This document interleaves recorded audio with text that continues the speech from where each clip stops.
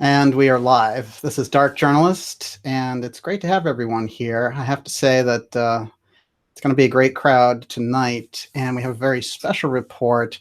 And we are live. That's okay. Here we're joined by the lovely Olivia. Hello, everyone. And we're going to do something special tonight, which is we're going into an area of supporting this large-scale story that we recently broke regarding Nixon's time capsule at the White House.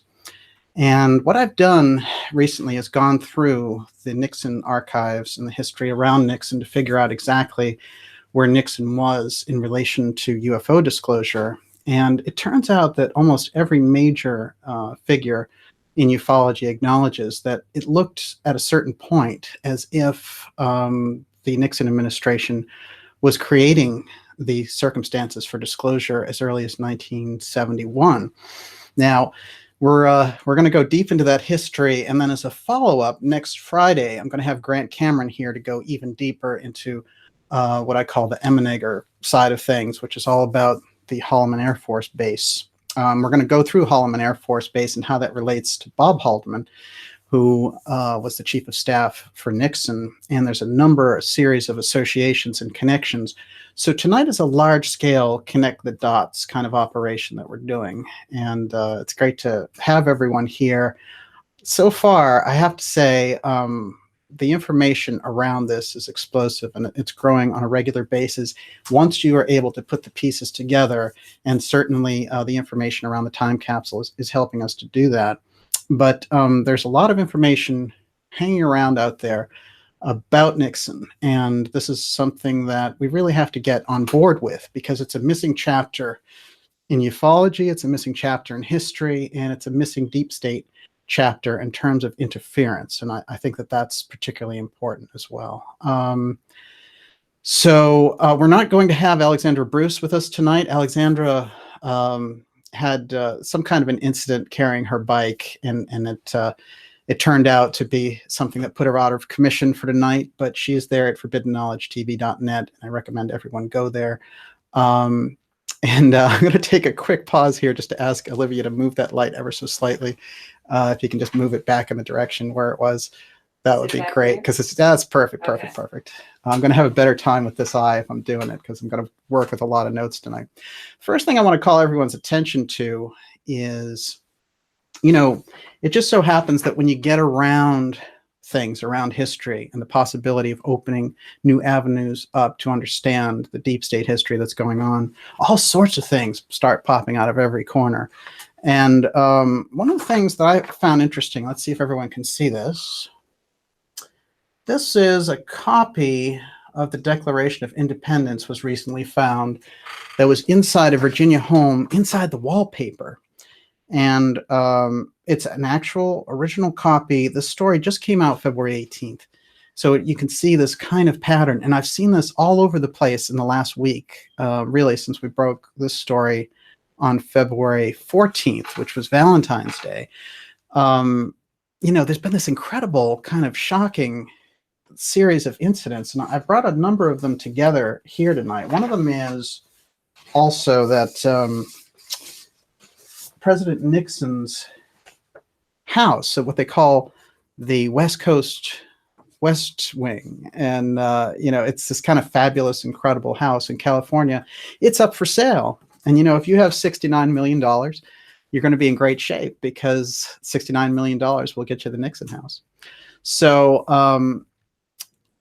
I do feel that there's a kind of synchronicity going on around this, and that's why I've been doing the reports on a regular basis. Of course, next week we'll have an interview with Douglas Caddy that will be coming out. We did an interim video this week where we kind of put some of Caddy's testimony together with an overview of Merritt. So it was like a shorter, more condensed version of the long video, which was over an hour. And in between there, we had a 2-hour video with Alexandra going through the various stages of the backgrounds of the people in question that we were bringing up. So I think we're really in good shape now to kind of come forward with a really good, well-rounded focus on this.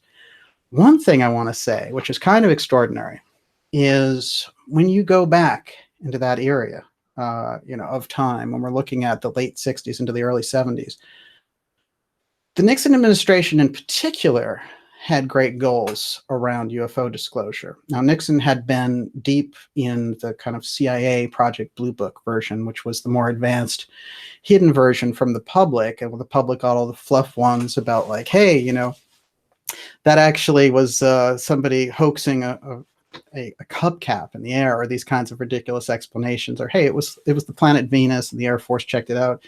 Just forget about it. Don't mind the fact that they're zooming in your skies. And of course, we have reports all through the 60s. And there are large-scale sightings in places like New Hampshire, places like Michigan. And in Michigan, it got so bad, and there were so many news reports about it, that Gerald Ford, who was the congressman, fresh off the Warren Commission, but pre-Vice President to Nixon, called for a large-scale investigation into UFOs. And all of these kind of setup investigations came out, including the Condon Committee with Dr. Edward Condon, and papers were leaked around Condon, which indicated that he knew it was a PR exercise and it was fluff. And of course, people like Hynek, who were J. Allen Hynek, who was part of Blue Book, also came out later and said they weren't really interested in finding the truth, which is why he became kind of a true believer, and he went searching for it himself.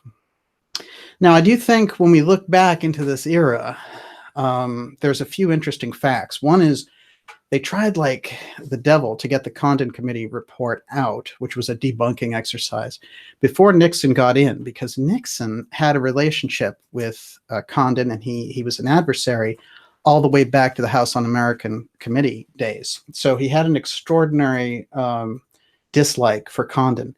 And Condon knew also, in my opinion, that Nixon had something up his sleeve in relation to UFOs and didn't want to see a debunking effort. So they tried like heck to get it through, and they did, in fact, ram it through before Nixon got in office. So that became kind of the official position of the government. And then in '69, Blue Book was closed.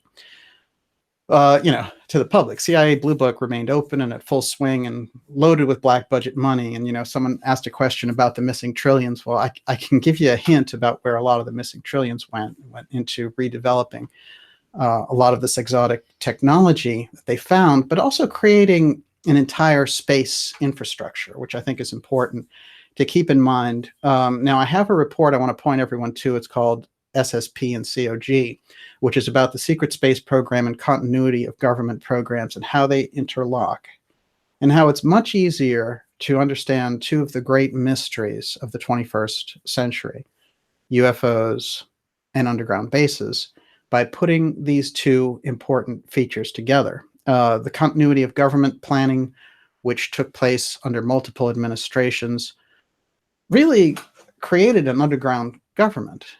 And by its very nature, it had to be hidden because it was a national security situation.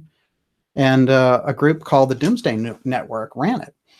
And the Doomsday Network would include people over the years like Dick Cheney and Oliver North. And, so we were looking at a lot of deep players. But what's interesting, and I want to point you to the work of Peter Dale Scott, Professor Peter Dale Scott, who coined the term the deep state. And if somebody thinks that's an alt-right buzz term, well, Peter Dale Scott coined it, 3 decades ago. And there's his classic book, Deep Politics, of course. And he is a liberal, ultra-liberal professor from the University of Berkeley, UC Berkeley. So, trying to call that alt-right doesn't really make sense to me, although you have a lot of people picking up on it and using it that way. But it's just a term. Left wing can use it, right wing can use it. Anyone can use it because it goes right to the heart of the matter. Now, I should say before we get into all that I call the episode Haldeman and Holliman, the mystery of, because we need to get into this gentleman here. It was Bob Haldeman, and he was an outstanding chief of staff for Richard Nixon, intensely loyal, came out of a business background, and really, he would just do anything the president said, in essence. One of the key features about Haldeman, looking back over history, is when he came out with his own book about the Nixon years. There are all these incidents that he had where Nixon is sending him over like a courier and saying, let's talk to Richard Helms, the CIA director, and get files from when I was vice president because I don't want that stuff getting out, because Nixon ran a number of paramilitary units in these different squads, like Operation 40, and he didn't want that information getting out in the 72 election. And over again, Haldeman's getting rebuffed when he shows up at Helm's door and says, hey, we want this, give us the information. Now, most interesting is there's one occasion where Nixon says, I have an idea. Go there and say to him, this is during when the initial Watergate break-in starts to hit, and Nixon is worried they're going to go deeper on this. And he sends over Haldeman and he says, go into Helm's office and say to him, this is going to open up the whole Bay of Pigs thing. This weird terminology. Of course, Bay of Pigs was a failed invasion of Cuba from 60, but here Nixon's using it as kind of code language. So Haldeman's all right, I'll give that a try. He knows that Helms is a very mellow guy, and Helms figures largely into UFO disclosure as we get into this, along with the JFK assassination.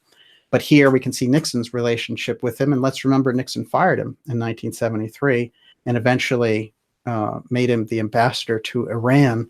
A few years later, the Shah gets deposed, so there's a lot of things there with the switch out from Helms.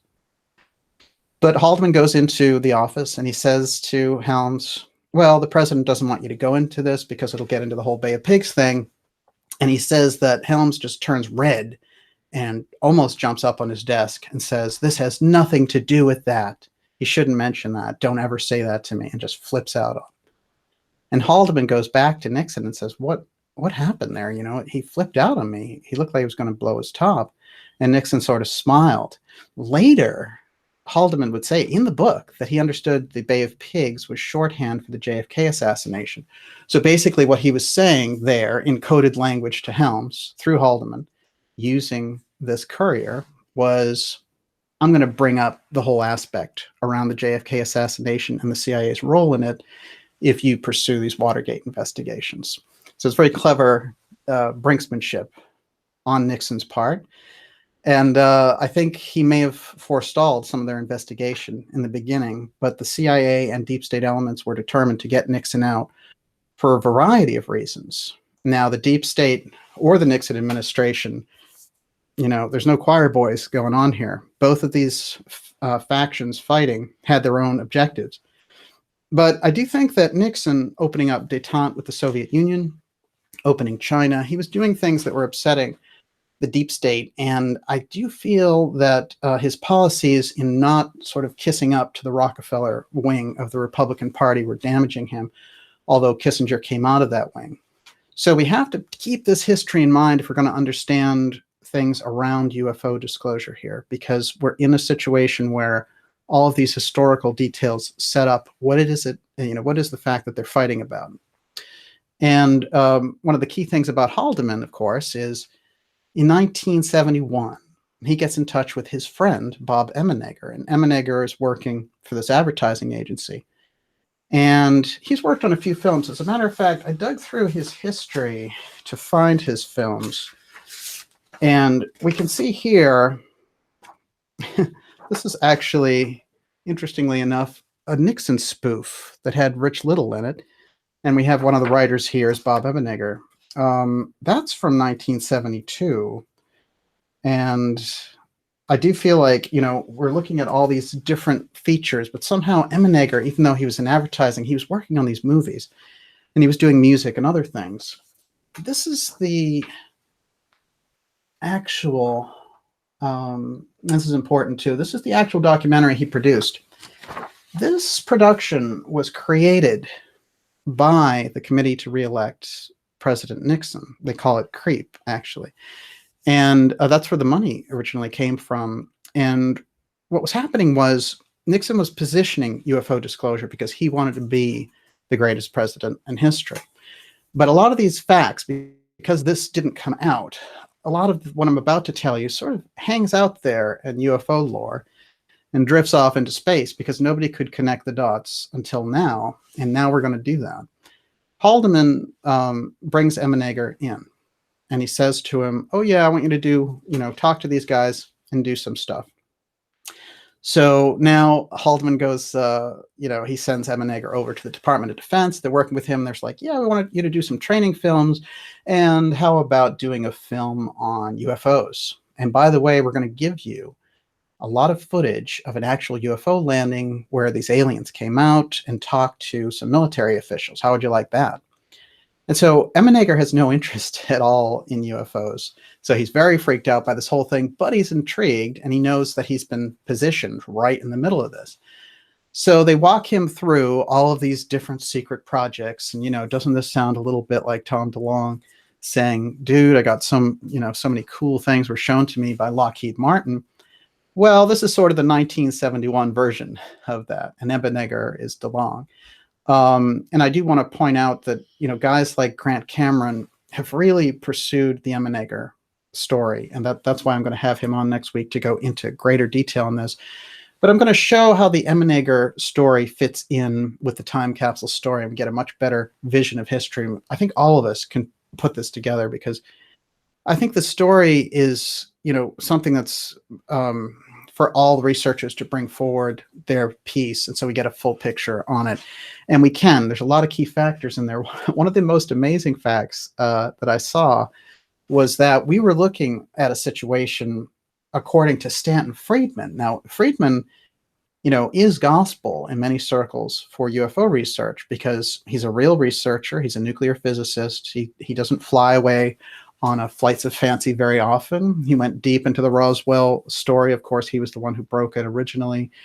So I would say he's been on this show, and we did a real deep overview on the MJ-12 documents. And I think MJ-12 has a role in all this because, of course, and when you're dealing with these documents, you always have the caricature of what it is, and then you have the actual thing. And the actual real documents versus the caricature always sets up that dichotomy where nobody can ever know if it's real or not.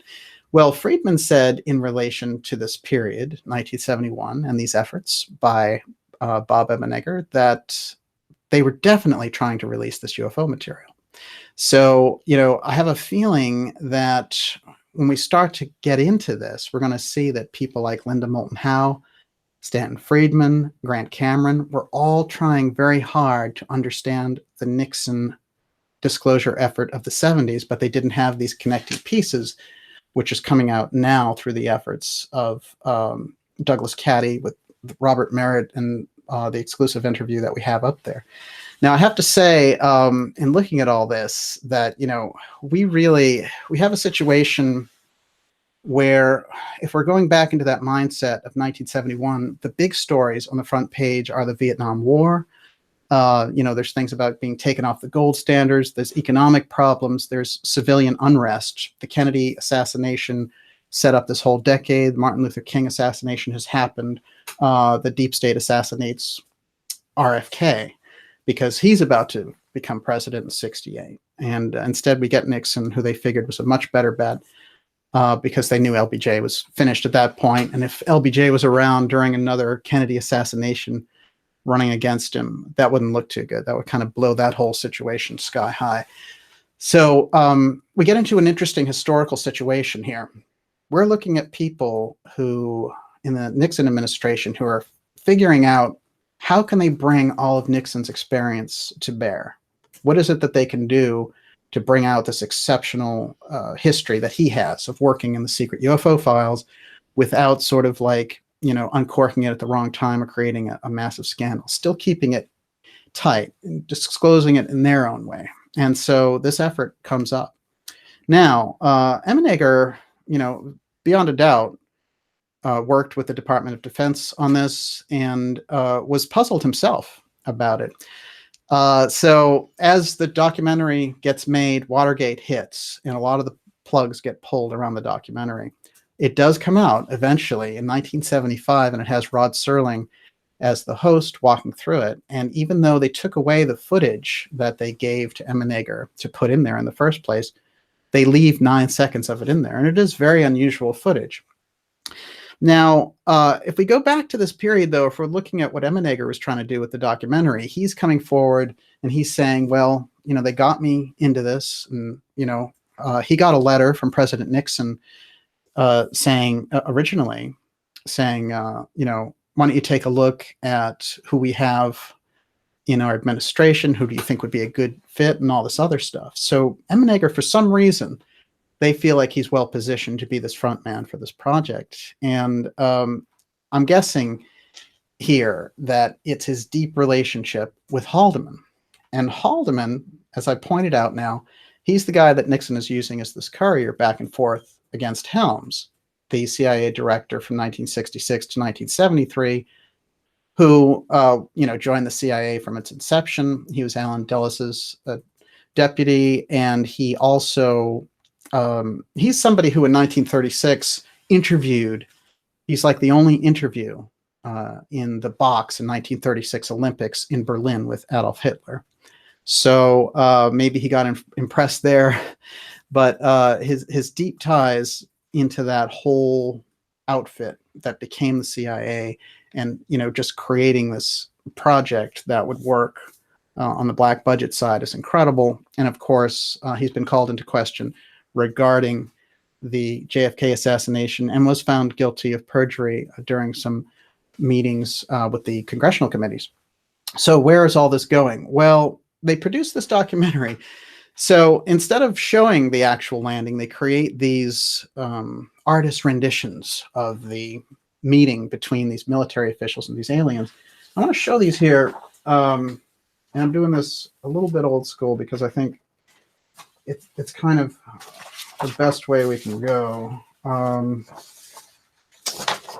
There has to be something when we're looking at this that is not making sense.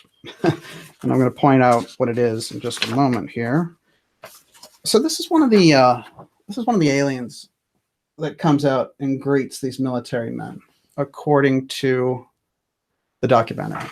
And the documentary is up on YouTube, and I highly recommend people go and watch it, because even though it's done in this very kind of, podunk way of the 70s, there's a lot of interesting information in it in terms of the theme that the Nixon administration was developing for UFO disclosure at the time, and trying to work through entertainment circles to do it. Now, this is interesting. So we have the alien from the documentary here. Well, it's this one. And then this one is a statuette in the British Museum of a Sumerian figure. It's pretty interesting because they're stunningly similar. And a lot of people have said, well, the artist just drew the figurine. It's another very interesting artist rendition that's in that documentary. This got me thinking a little bit. What we have, of course, in 1976, which is a year after that documentary comes out, is Zechariah Sitchin's information regarding this Planet X Nibiru. And Nibiru has been sort of kind of bastardized in the alternative media and really put heavy and hard out there. Every Zing YouTube video that you see that's about Armageddon and, Nibiru's coming and it's going to wipe out civilization and boom, boom, boom, has really given, there's Nibiru exhaustion out there. However, Nibiru is a pretty compelling thesis, which is that there's this planet on the edge of our system, and when it creeps in, it causes all these cataclysms and things, and then it rotates out and things are okay again, and it comes back. And of course, we have these histories of pole shifts, cataclysms, the ancient Atlantis story. These are all cultural memories of something that happened. And, they're often dismissed by various types of experts saying, well, Plato used it as a morality play. Maybe, but that doesn't mean it's not true. And by the way, Plato said he got it from Solon, who got it from this Egyptian priest. So, this is one of the best lineages we have for something that happened before recorded history, and we have to pay attention to those.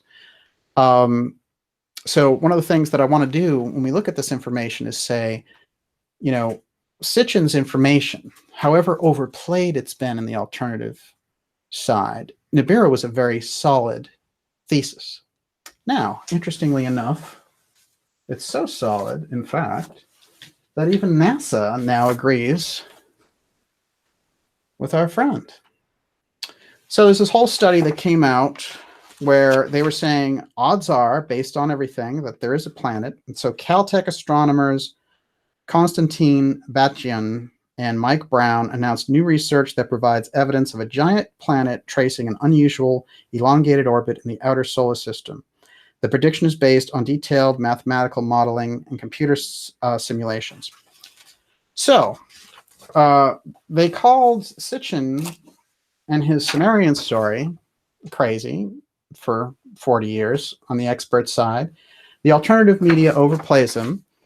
But what happens in the end? It's a win for Sitchin. He figured out this Sumerian information, and people have said, well, there are better Sumerian experts or whatever. It doesn't matter. He was a certain type of Sumerian expert who put together this thesis. And over time, he's being shown to be more and more correct. Now, do I want to see the term Anunnaki sprayed on every YouTube video? No. However, we have to give credit where credit is due if this is where the research is leading us. And I think it's very important. Now, let's look at Sitchin in relation to this documentary. In the documentary, these beings come out. They try to communicate with people at Holloman Air Force Base, military leaders. Holloman Air Force Base in New Mexico, and we're looking at a situation where the description of these beings is what? Sumerian. Sitchin is saying the beings that came here that were Anunnaki and interacted with the Sumerian civilization and mined gold and all this kind of thing, they were Sumerian. So there's a definite crisscross between the documentary work coming out in 1975 and a year later, Zechariah Sitchin coming out with his Sumerian revelations. Now, let's skip ahead to my interview with Robert Merritt. Merritt, of course, worked as a courier and as a deep operator for the Houston Plan, as we know from my interview with him. And I recommend everyone go into the YouTube channel or at darkjournalist.com and watch that interview if you haven't already, because there's a lot of information about what Nixon told him. And this relates to the time capsule and everything we're talking about. But we have to get this context behind it to understand what the time capsule is and what the information is that he was given. So when he's talking to him, what is it that Nixon says to him? He says, we have in our position a being from where? Planet X. Okay. So now we have Sitchin's Planet X being referenced by Nixon in 1972, 4 years before Sitchin comes out with it. However, Sitchin's Planet X in 1976 is attributed to Nibiru, which is a Sumerian mythology. Eventually, that became replaced by Marduk. And there was a kind of a political shuffle that went on there, and they were like, we're going to call this Marduk, and we're going to change the cosmology a bit. However, as he traced it back, he found that it was Nibiru that was the original. Now, people like Velikovsky and all that have traced this idea of planets being destroyed, colliding. There's a famous book called Worlds in Collision from the 50s. And people who discuss pole shifts and things along this line will understand the planetary effect of, this kind of wayward debris coming into our system. Planet X itself is a story that goes back into the 19th century when people were looking for what eventually became Pluto. And they figured out that there had to be another planet out there on the edge of the system. So when we look at all these things together, what are the connecting dots that we have? Connecting dots are, in 71, the Nixon administration goes forward and they say to Bob Emenegger, we want you to make a documentary about UFOs, and we're going to give you footage of an alien landing that took place at Holloman Air Force Base. And we're going to show you these beings, and the beings look this kind of Sumerian way, and they came out and they interacted for a while, and this is what happened. And he's supposed to come out with all this incredible stuff. And this is being funded by the Committee to Re-elect the President. Creep, as it's so happened to be called. Of course, a lot of people working around creep. We can take a look at people like Howard Hunt, for example. So there's a lot of deep state players around this group. Now, when we go in and we look at the information that comes out through Sitchin, what is he saying basically? Planet on the edge of the system. It comes into our orbit, messes things up, and it's got a 3,600-year orbit where it comes in, causes damage, and leaves again. So this is his basic story, and that's where he's coming from. It is quite a breakthrough, I have to say, because of all the different suggestions about Planet X that had been there, and they are there.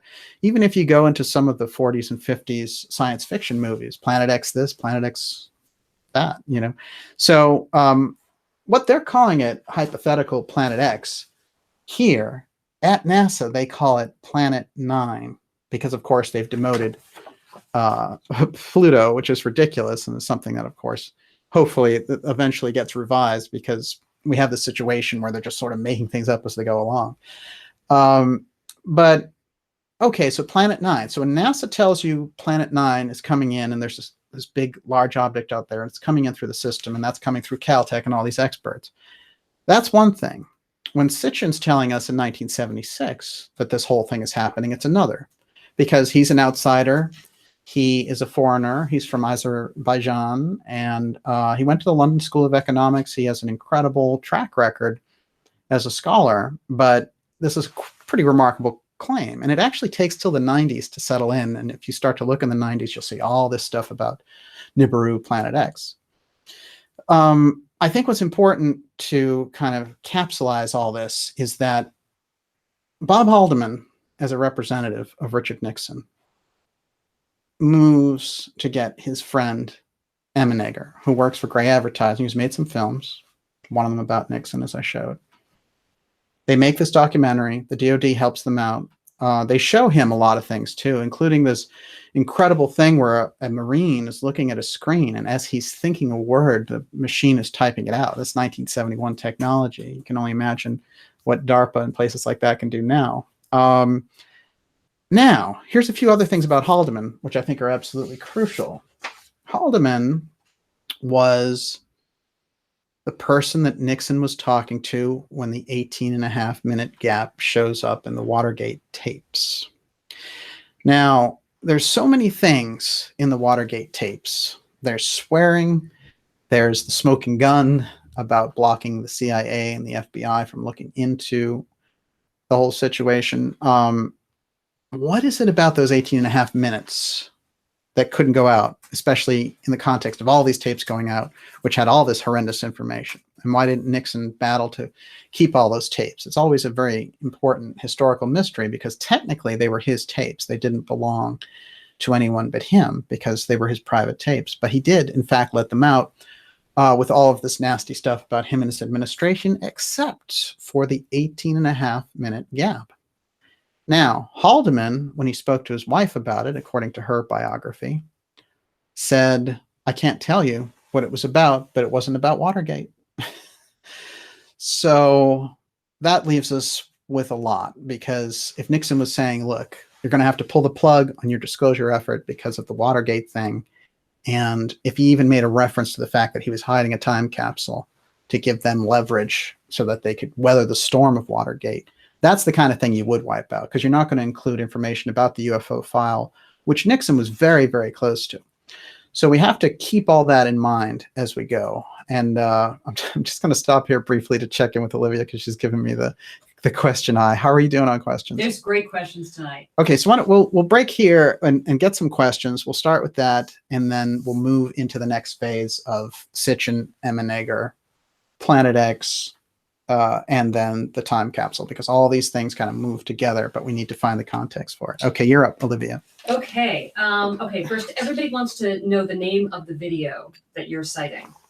Yeah, that's a good point. There's two different names, interestingly enough, but I can actually read it. I believe the name is UFOs Past, Present, and Future. Yeah, see? UFOs Past, Present, and Future. And then there's a re-release in 1979 that has Jacques Vallée, and I think that one's called They're Here or something along that line. But on YouTube, if you look for UFOs Past, Present, and Future, or Bob Emenegger, which is Emenegger, you'll find that for sure. Okay, let's go straight into the time capsule, because there's a bunch of questions on that. So Zora Dax, DJ may address this later, but if the National Archive does not respond to the request from Caddy, is there any one agency that Caddy could get to retrieve and release the time capsule? Well, I do think that there are good plans and there are good contingency plans for if they don't get a response on the National Archives.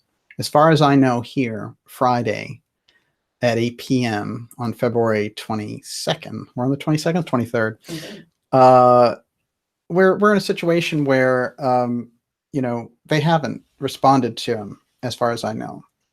I think that it is an interesting request and it would be the kind of thing that they'd take some time to do. And I think my latest update with Douglas Caddy, which is in the previous video, gives us some idea of what he presented in that letter. And in the letter, it says, you know, the conditions are, we will lead you in a very non-publicized way to this time capsule. And the time capsule contains a message to the American people that Nixon left. Basically, I think that, you know, Caddy put it straight out there. Now, Caddy is someone who I think looking at the situation decided, you know, I want to do this officially. And so what they said in the letter was that the National Archives can take possession of the document as soon as it's read aloud for the public to hear and distributed widely to the media from there, which I think is totally fair when looking at this whole situation. So I don't feel like they're running too late on this response. I think it would take a little while to coordinate and figure out what was going on. I don't know if they're going to respond to Caddy. This is the thing. His follow-up and the next piece, I think, from there will be, you know, they're going to look at other contact avenues that they have, and I'll keep you posted on what they are. Okay. Carl Self says, if hidden in the White House, I bet they're going to find it before it can be disclosed, probably turning the place upside down. Well, this was the great thing, and I thought a little bit about that too, which is what if we, you know, had approached them and just said, you know, there's something on federal property, can you do that? So telling them that it's in the White House does give them some incentive to look for it themselves and just blow off these outsiders who have this information. However, there are some compelling facts that maybe there's something about this time capsule that is known and that people have heard about it before. For example, someone sent me this information about how when the Clintons left office in 2000, they took a lot of furniture with them, which was odd because that's not the thing you do when you leave the presidency. That's the kind of stuff you leave behind, most certainly. And I found that fascinating. Then someone sent me pictures, and isn't it great to have such a crowdsourced audience? You know, so you guys do keep me very well informed as much as I'm digging through things. When you send me stuff, I'm always paying attention. And you can always send me information at info@darkjournalist.com, by the way. But interestingly enough, there was a big project in the last 6 weeks of the Obama administration digging up the gardens in front of the White House. And you have to wonder if this thing doesn't just linger as a legend among these people that Nixon did stash some information relating to this. And if they aren't still looking for it as these administrations leave, they're like, it's their last shot to figure it out. The Clintons were very interested in UFO disclosure, as we can tell from their association with Lawrence Rockefeller. And there was a lot of comments also that Clinton made. One of them was when he was in Dublin, and they say he made up a question about a 7-year-old boy asking if the you know, Air Force is keeping bodies of aliens at Area 51. And he said, the Air Force hasn't shown me, and you know, and if they are there, I'd like to know. But they said, well, where'd that question come from? No one could figure it out. So he just was putting something on the record there. So it is really fascinating when you think about it. According to what I've heard about it and the confidence that Robert Merritt had about it, I do believe that it's there still based on what he said. And I guess what's more important is that he believes it.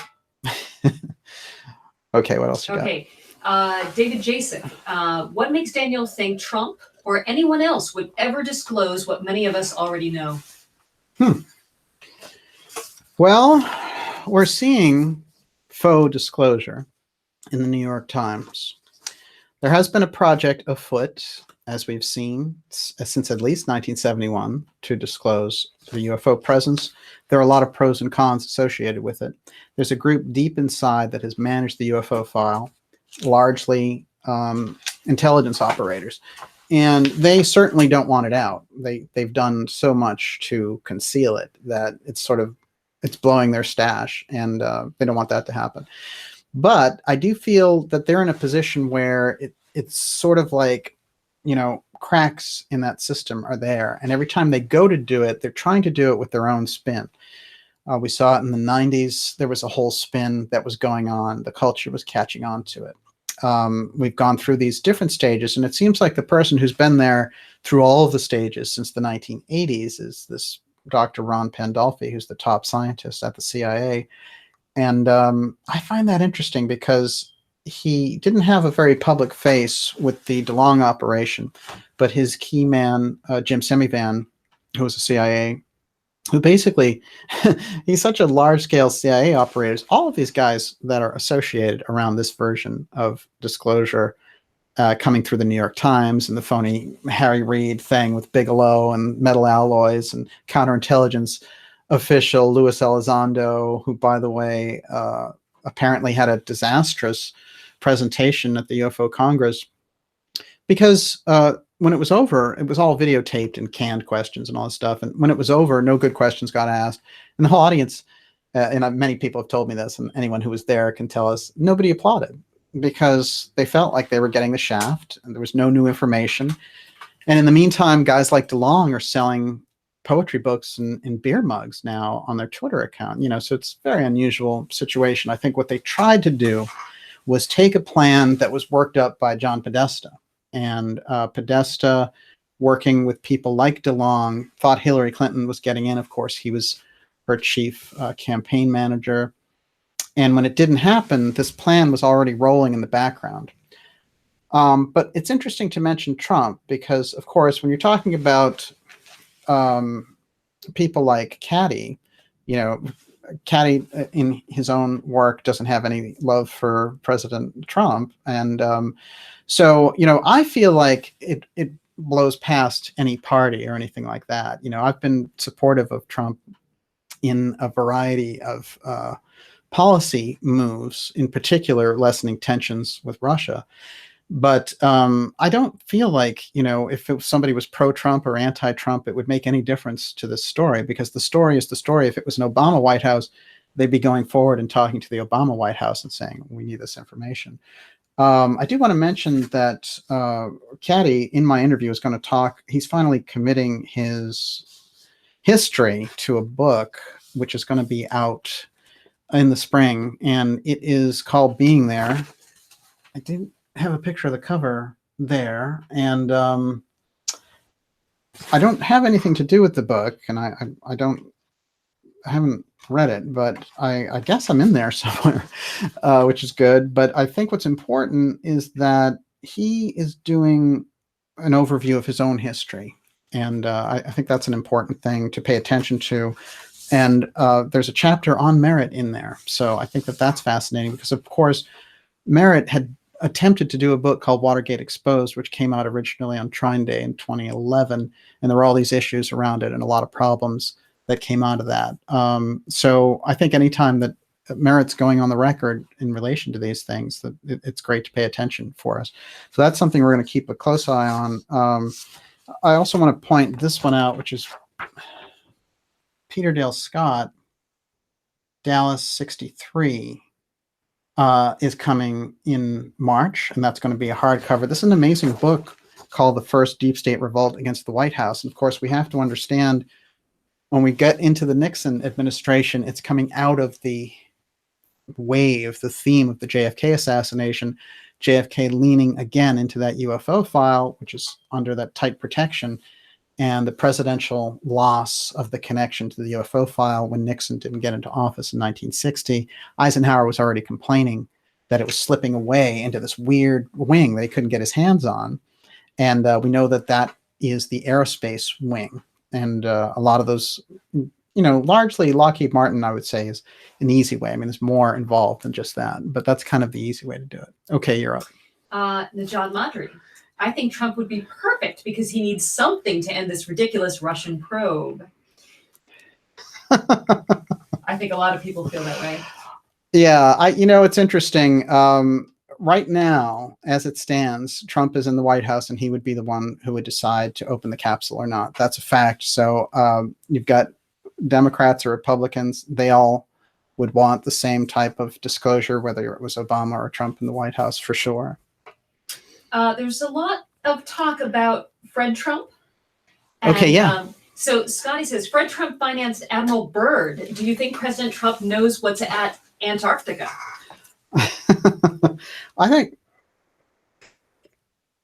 think Antarctica it's harder to get information on Antarctica than it is about space because it's so remote, and anything that we hear about it is so controlled. But we do know, interestingly enough, that Lockheed Martin is there. And I do think that when we look at things like the Piraeus map that Graham Hancock shows very often, we see that at one point Antarctica was a thriving continent and was not covered in ice. So it's very possible that when we look at things like lost civilizations, although I favor Bimini in the Bahamas and that whole area as the region of Atlantis, because we see all the offshoots in the Inca and in Yucatan and the Maya, it's quite possible there was a very advanced civilization there at Antarctica, and that's what they've been digging for. There's a long trail, and I have an excellent video with Joseph Farrell about it, which I think is very important. And it goes into all the different aspects, including the links of Admiral Byrd and D.H. Byrd, who D.H. Byrd owned the Texas School Book Depository, where they set up Oswald as the patsy. And again, there's a Russia connection. Working that Russia connection, the deep state is famous for that. Ever since the country had this coup in 1963.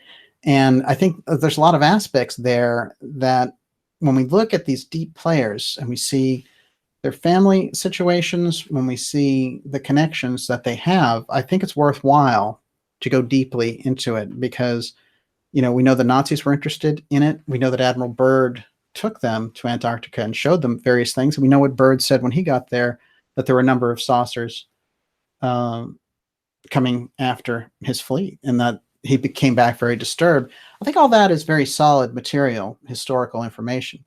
I think there's a lot of fantasy that goes on about Antarctica as well. So it's hard. Like I said, I think it's almost harder. You can almost identify things that are going on in space better than Antarctica, but it's a fascinating question. So Zora Dax, yes. Wasn't Fred Trump one of the agents that stole all of Tesla's papers after he died?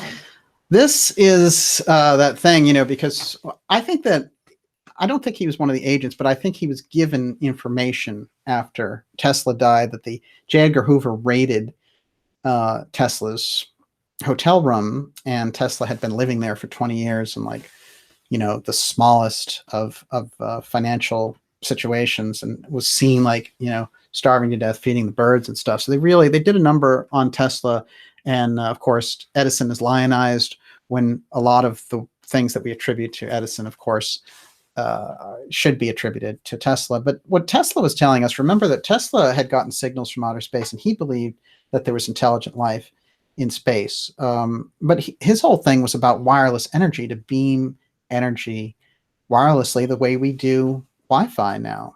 And the problem was the corporations, the way they were set up, there was no way to control that. If they did that, they wouldn't be bilking us all and creating an entire economy the way they have.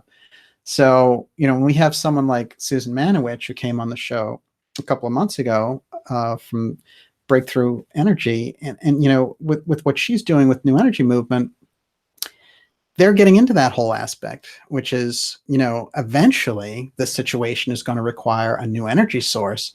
And guess what? The UFO aspect is related to that. And, so when we get into these situations, it's kind of like you're talking about the same thing very often. When you go advanced technology, you're associating all these other things, because when you get into that, you get into advanced science, advanced medicine. And if you have this group up here operating with advanced medicine and advanced science and not sharing it with the regular public scientists, and that whole covert overt situation happening with the public state and then the covert state doing all this other stuff far in advance of what we have, then you have an imbalanced situation. And so we get an official truth which lends itself really to a kind of schizophrenic situation. Well, take UFOs, for example. The official word on UFOs is, well, they don't exist, and it's anomalies, it's planet Venus, right? Then we have all these people who see them, and we have all these people experiencing them, and experienced pilots who go on the record, and military people who are told your pension will get taken away or you'll be court-martialed. So obviously that's a schizophrenic wall of secrecy situation, and that's protecting a whole corridor of finance. It's protecting the underground base situation, which was set up under continuity of government. There's a whole underground economy. And then Catherine Austin Fitts points out over and over again, with very deep analysis, working with Professor Mark Skidmore, there's $21 trillion missing between DOD and HUD. So those are the facts. I mean, this is a schizophrenic situation because the official word is one thing, and then we have all of this kind of wide-scale wildcard information over here. So I'm going to take this opportunity to remind everyone what the core of dark journalism is. Very simple. Dark journalism is, you have the official story, you have the counter story that looks at the official story and says there's holes in it. That's often called the conspiracy theory by the official, the people who put out the official story. And then underneath that is junk conspiracy that I call third force, where they introduce something wild and say, well, for example, a tip. The threat component of the UFO factor. So the official story is UFOs don't exist. The counter story is UFOs exist. People are seeing them. People are having these experiences. The counter crazy story is, oh, they're here. They're a big threat. We need money, right?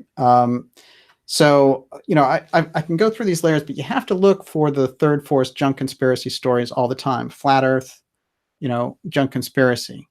And what happens is, these things are pushed in such a way, like with the secret space program, there's a legitimate aspect to it if you go into the work of Dr. Joseph Farrell, the financial work on it from Catherine Austin Fitts, and if you look at Gary McKinnon's breakthroughs, the NASA hacker who broke in and found an off-world officers list, those are things you can all point to that form a thread. And when you tie that in to the UFO file and the things that we're looking at here on UFO disclosure, it makes sense. There's a whole other aspect of secret space out there, which is complete junk conspiracy. And it's there for entertainment purposes. And sometimes junk conspiracy is not cooked up by an intel agency, but they might piggyback on it. It might just be there as a major marketing thing. And marketing and entertainment, I don't have any problem with it, actually, except when it infringes and plagiarizes the real stuff and pretends to be the real thing. That's when, the type of work that I do goes into gear, showing the difference. But dark journalism is simple. You can look at it. There's always three. I've analyzed it. I've worked in the mainstream media. I've worked in alternative media. And all the media that I've worked in, there's always these three elements to these stories. The official story, the counter story. Take the Florida shooting. About the official story, the counter story, people are pointing things out and saying there are some inconsistencies. Why was there a drill going on? There seems to always be a drill going on around these shootings. And yet the junk conspiracy is, hey, nobody got shot. Okay. Which is absolutely ridiculous and ludicrous thing to say. Same thing with Las Vegas. The official story doesn't hold up. The counter story shows aspects that are compelling, like there were other shooters involved.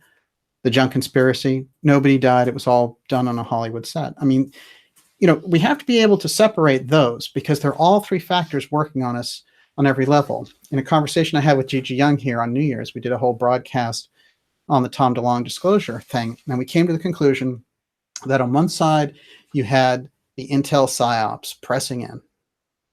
And on the other side, you had the marketing psyops pressing in to these stories. And on the UFO thing in particular. And right down the middle is a thin corridor where you and I can get the real information from the genuine people like Alexandra Bruce from Forbidden Knowledge TV, Catherine Austin Fitts from Solari, Dr. Joseph Farrell at Giza Death Star. These are the people that are bringing you the things that you can use, the things that you can understand that have good research behind them, that are not there to market you into oblivion or give you disinformation from the intel side for nefarious purposes or to fulfill some program on the covert side.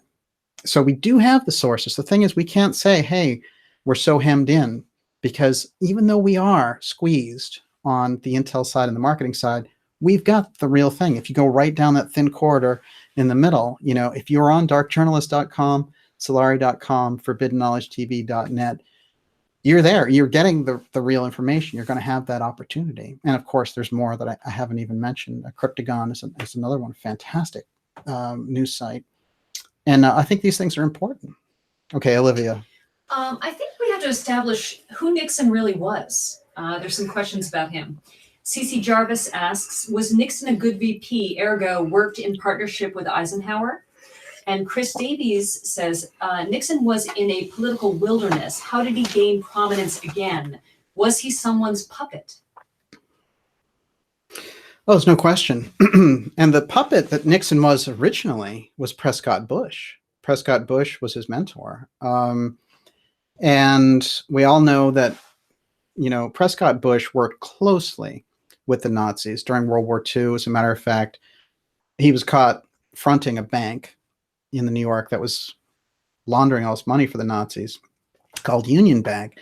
And Allen Dulles was involved with that also. And they couldn't prosecute Bush because he was the head of the USO. And this takes me back to Jim Marr's work, because he was trying to figure out, why didn't they just prosecute him? But they couldn't, because he was head of the USO, and they thought, oh, this would be bad. You know, we've got this guy who's the head of the USO. He put this whole thing together, and we're going to take him out as a member of the deep state. That's not helpful. We're going to say that he was a Nazi, you know, which he was clearly laundering their money. The Bushes have such a deep history on the deep state side, and they represent, you know, the deep state was worried with the Kennedys we were going to get a dynasty.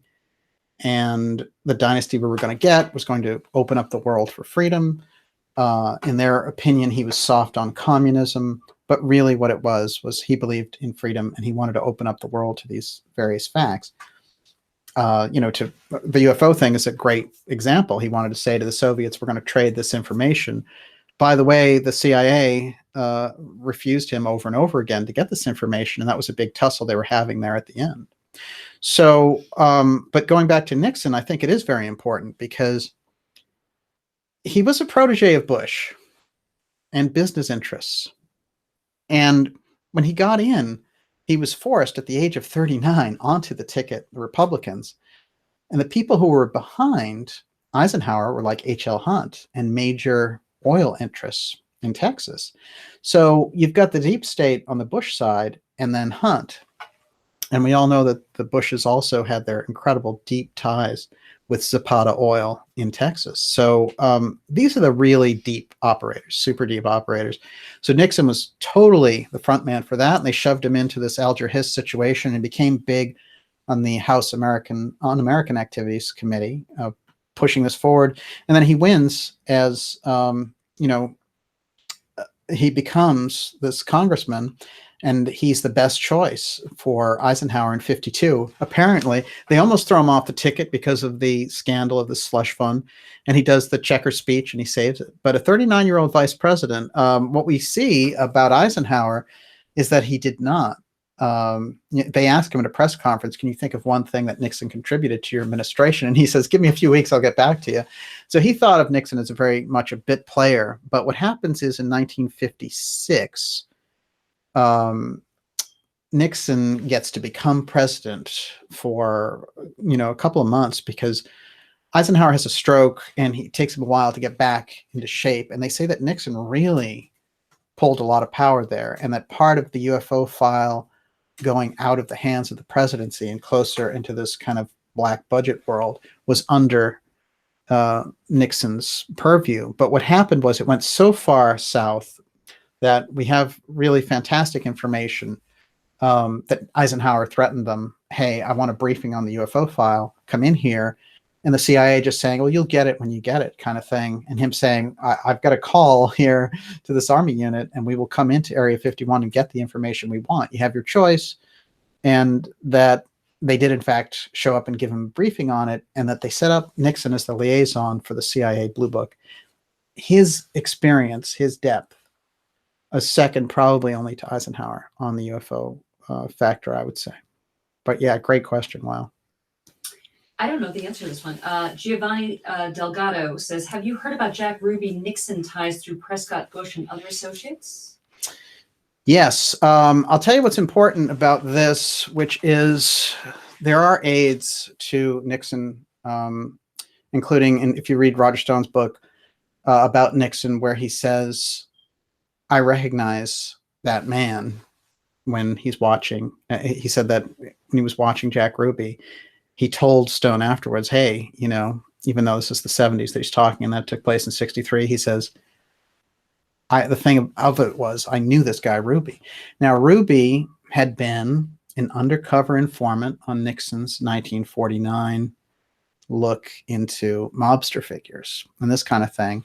So the House On-American Activities used him. Ruby was a deep operator. Ruby ran guns to Cuba, was deep with the mafia. We had the CIA working with the mafia. Anyone who thinks Ruby was just this half-cocked guy who went off and shot Oswald, that's the reason the Warren Commission falls apart.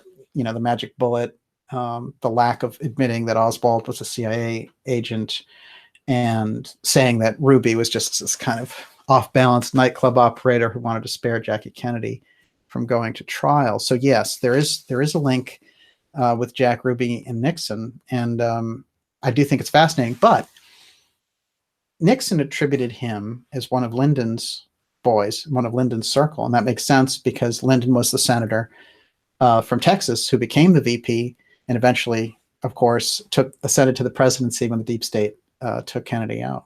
So yeah, I would say Johnson is more the connection with Ruby, but Ruby did work for Nixon as an undercover informant. It's on the record. Good question, though.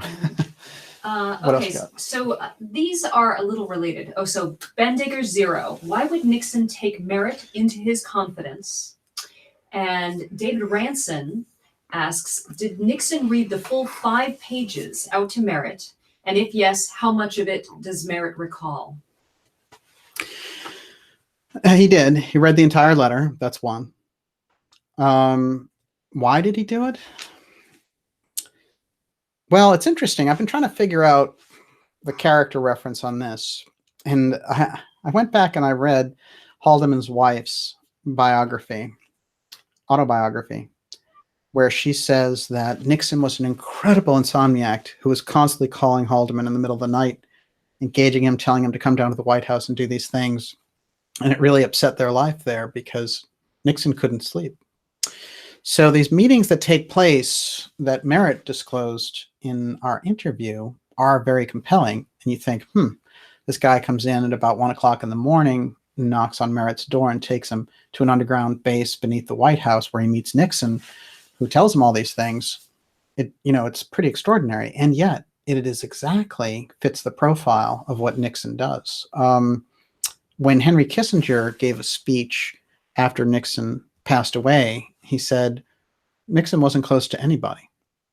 And he really didn't have any friends, nor was he particularly good at social interaction. So therefore, if he did find someone who was a really good courier, the way he felt that Merritt was, I think that he did want to use him as a kind of human time capsule.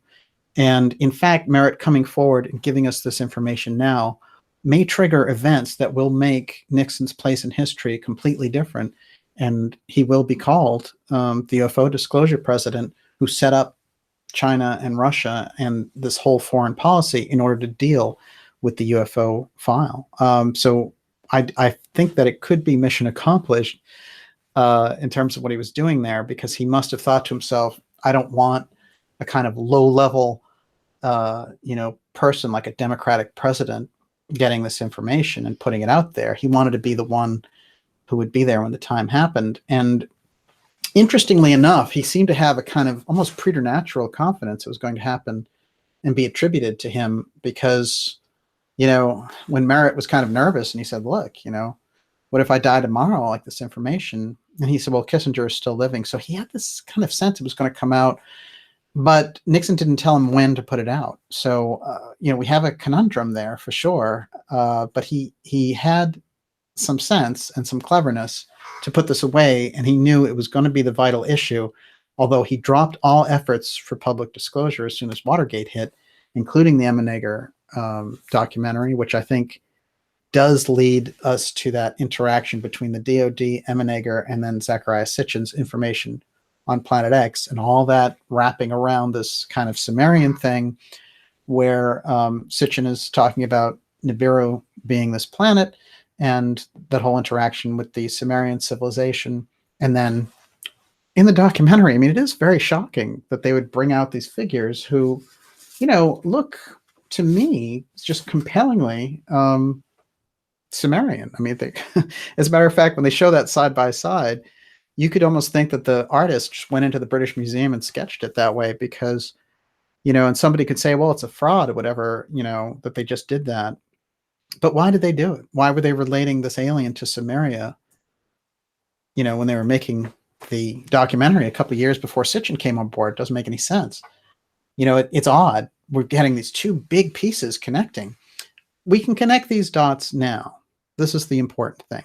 Because of the Merritt testimony, you can connect the other dots, but we need to go back now and look at the Emmenecker situation, which is hung out there, and only people really like Grant Cameron have tried to look deeply into it. And I think he's done the best work on it. We're going to have him on next Friday. And of course, you know, stay posted with this stuff at darkjournalist.com or go to facebook.com/darkjournalist to make sure you have the schedule there. But that's definitely something that is important to tie in the disclosure from the early 70s to what's going on now.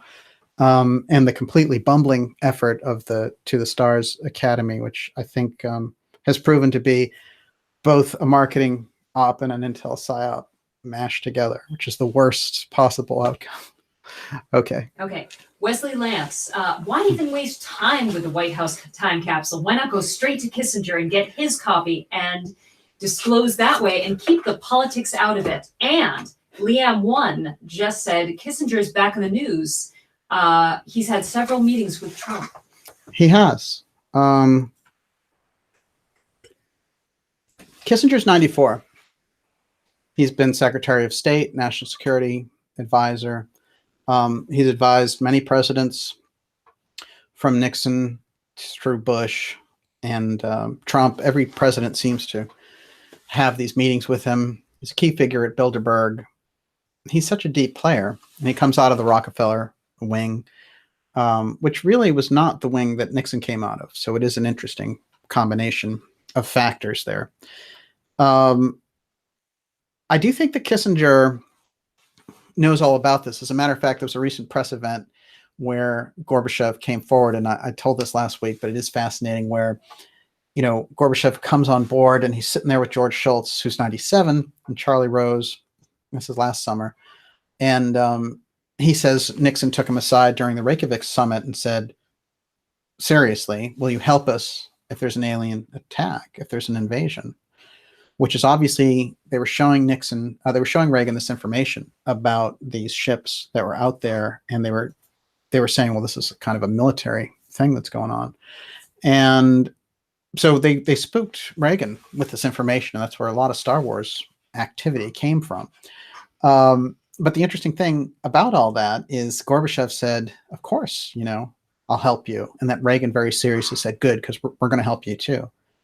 And Gorbachev was mystified what was going on here. And then he would continue to see Reagan talking about this alien thing. And it's funny because in these speeches, if you look at those notes, you'll see that Reagan would put those sentences in himself over a normal speech.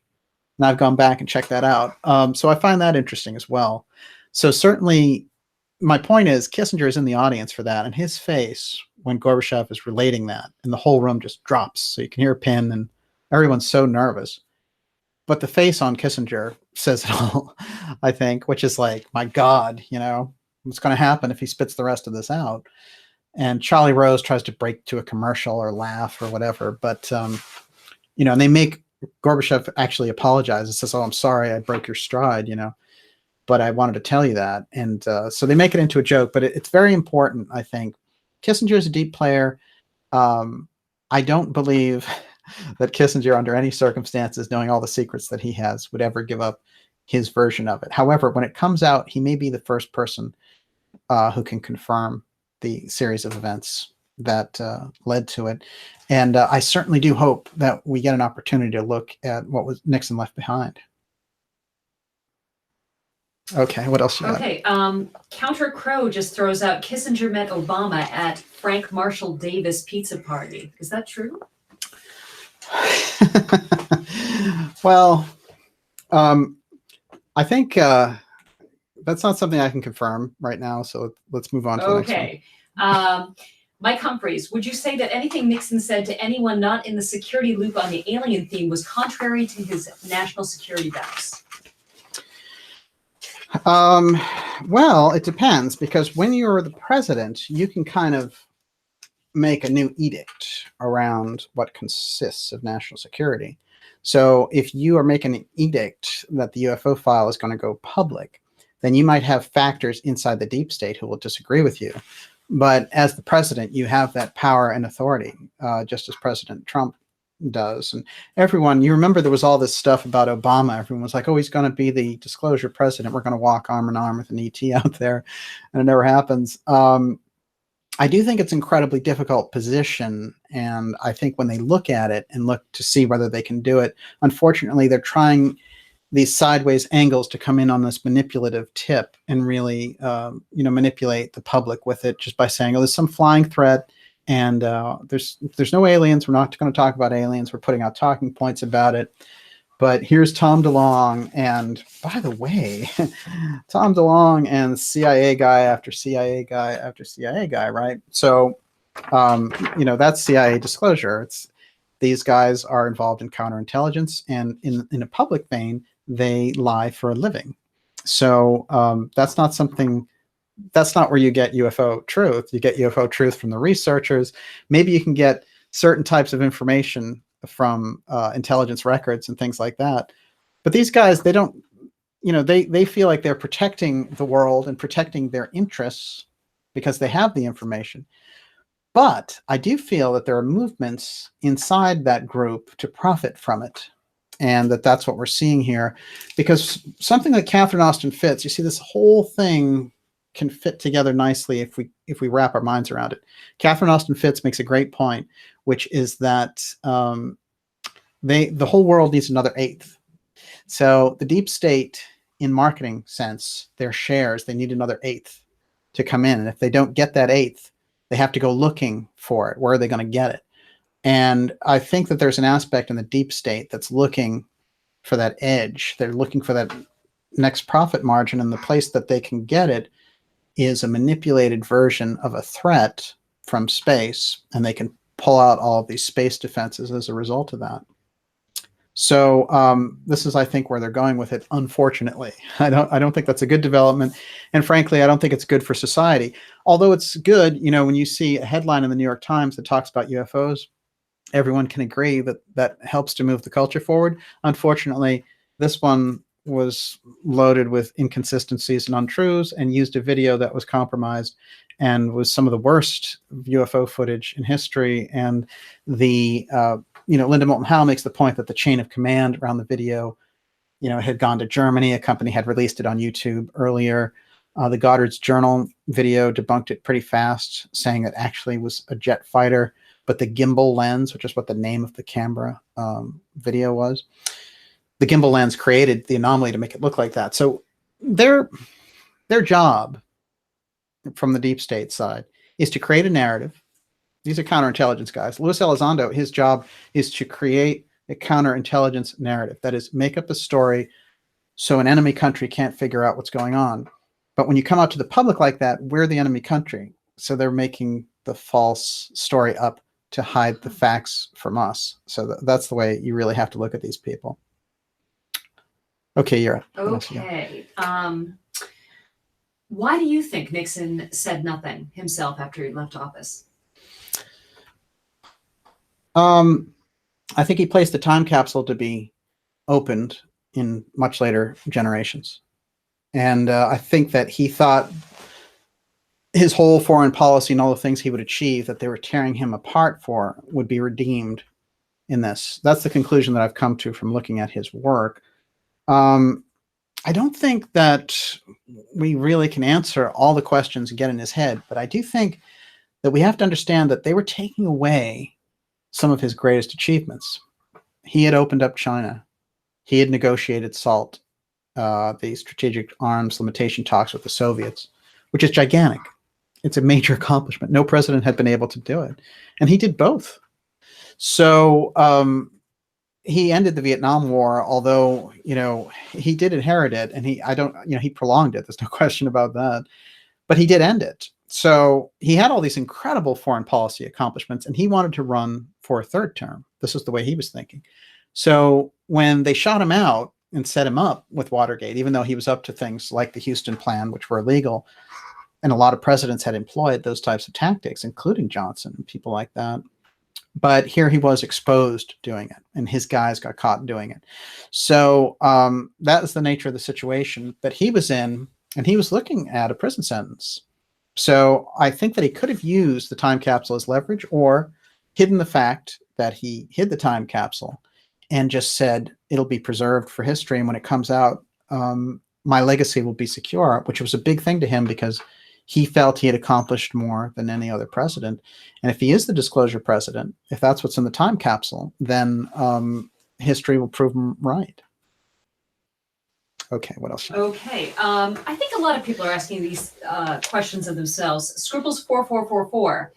If they talked about this in the Oval Office, would there not be tapes from this meeting and then consequently removal of the time capsule by the intelligence agencies? And Liam 1 asks, how could it still be there with all the remodeling and debugging that went on at the White House? Where do you think it is? That's a great one. Look, here's the thing. There are rooms that you can't do sweeps in. They're called cold rooms. And this room deep underneath the White House was obviously one of these continuity of government bunkers that are set up in the case of an attack where the president can go underground and run the country. So those rooms are set up in such a way, and he had enough expertise and knowledge of the CIA to make sure that nobody could bug those rooms. However, you make a good point, which is that Merritt did tell me that the meetings were recorded, which I think is very important. So there could be a tape flying around. The other thing is the 2 tapes that were in the package that were taped to Merritt's stomach were cassette tapes. Those were delivered to Kissinger. So there's those tapes as well. So there are tapes floating around in relation to this. Nixon did the letter in his own handwriting, according to Merritt. I think that's significant because that is the kind of thing that you would want to do. And I think when they uncover, if they uncover the time capsule with the message in it, that they're going to find that it's his letter. I think that's what for sure they will find. The tapes are anybody's guess. So yeah, but great question. Aaron White asks, why does Daniel think the former Russian president told a reporter that he got 2 briefcases? 1, the nuke codes, and 2, a brief on the alien presence on Earth. Yeah, you're talking about the guy who, I can't think of his name right now. Oh, yeah, Medvedev. He was right in between. He was Putin's puppet, who they just put in there to see, like, can we keep the continuity going? And then Putin jumped back in. And I think Russia knows a lot about the UFO presence. They've studied it as closely. One of the things that Kennedy wanted to do was set up a sharing situation, and also wanted to get rid of the space race and do these cooperative, create cooperative, but he wanted to do it around the UFO factor too. Kennedy was very advanced. The more we go into this, when we look at it, we have to see just how advanced Kennedy's thinking was. And by the time we get to Nixon, I mean, Nixon puts a lot of things into action on the ground. Nixon creates the EPA. Nixon creates things like the minimum wage. So it's funny, when we think of him now, you would think of him as almost like a liberal, even though then he was thought of as this incredible hard right guy. Really the stuff that he would do, wage and price controls, that's really democratic stuff. So he worked, and he knew how to work with a democratic Congress. So when we look at the situation and we're kind of seeing what kind of a person he was, he's the sort of guy who could get these things done. He was remarkable in that regard. What else you got? Little Jimmy A question, R.E. Merritt. I heard him asking Nixon that ET was in Area 51. Was Area 51 name in the public domain at the time? This can surely be verified. No, it's what they had, of course, was the facility at Groom Lake, which we all know came to be called Area 51, and there were stories out even by Dorothy Kilgallen about aliens being stored there as early as 1958 at facilities in Nevada. Now, the public didn't use the term Area 51, but the people inside knew the term. And the other thing is that, it's the allusion to a facility in Nevada, but just like he did name the Los Alamos scientists working. It's not that he named the scientists, but he named the fact that scientists from Los Alamos were working with the being, and they had been working with it for over 20 years. So, this idea that somebody's going to catch Merritt because he said Area 51, the term was out there on the inner circles, and the idea of Area 51 was out there because people had heard about these things. And one of the things that we have about Dorothy Kilgallen is that she was very close friends with Marilyn Monroe, which is important, I think, because she did something remarkable, which is Marilyn told her about these different stations where we had these alien bodies, and they were kept in Nevada. And where had she learned it? From her conversations with her romantic partner, JFK, who was fascinated by the topic, worked closely on the topic, and had friends who had told him these things, and had comrades at Harvard in the astronomy and that whole situation where they came forward and wanted to work with him, around the UFO subject. So he had a great fascination for it, and him telling Marilyn these things. So when she said that she was going to have a press conference shortly before she died, it could be that people in the deep state got worried. They could have been worried that she was going to release information that Kennedy had said to her, or just that she was going to say that she'd had this affair with the president. So either way, I think that by doing that, unfortunately, that situation led to her death. But I do feel that Kilgallen had that information, and there are stories, if you go back to Frank Scully's books, about these crashes and recovering aliens and things. So that idea was there. And certainly Bob Lazar bringing it out in the early 90s is where we get the Area 51 terms that you and I are familiar with, back when George Knapp was doing incredible work and not bothering with things like Elizondo and stuff.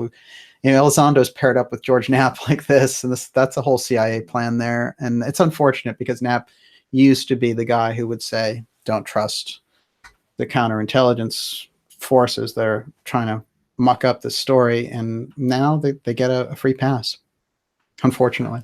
Okay, what else you got?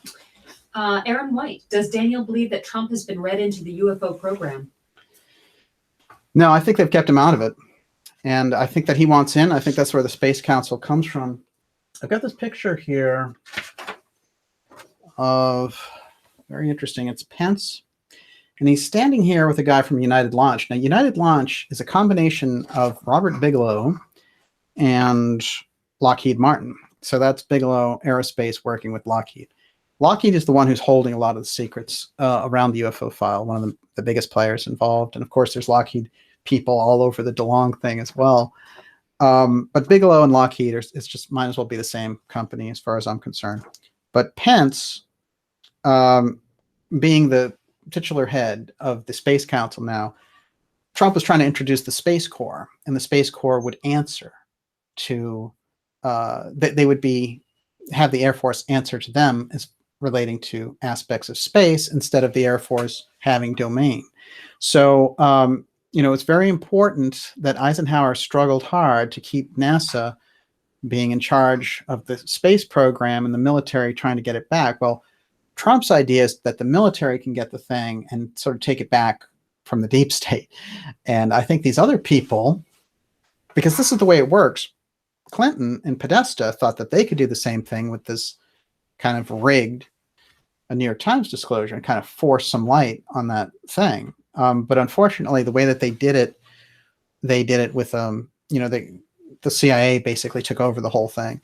And those groups that were working with it were looking at a situation where, largely it's financial. Again, it's the marketing push, it's the manipulation of the public.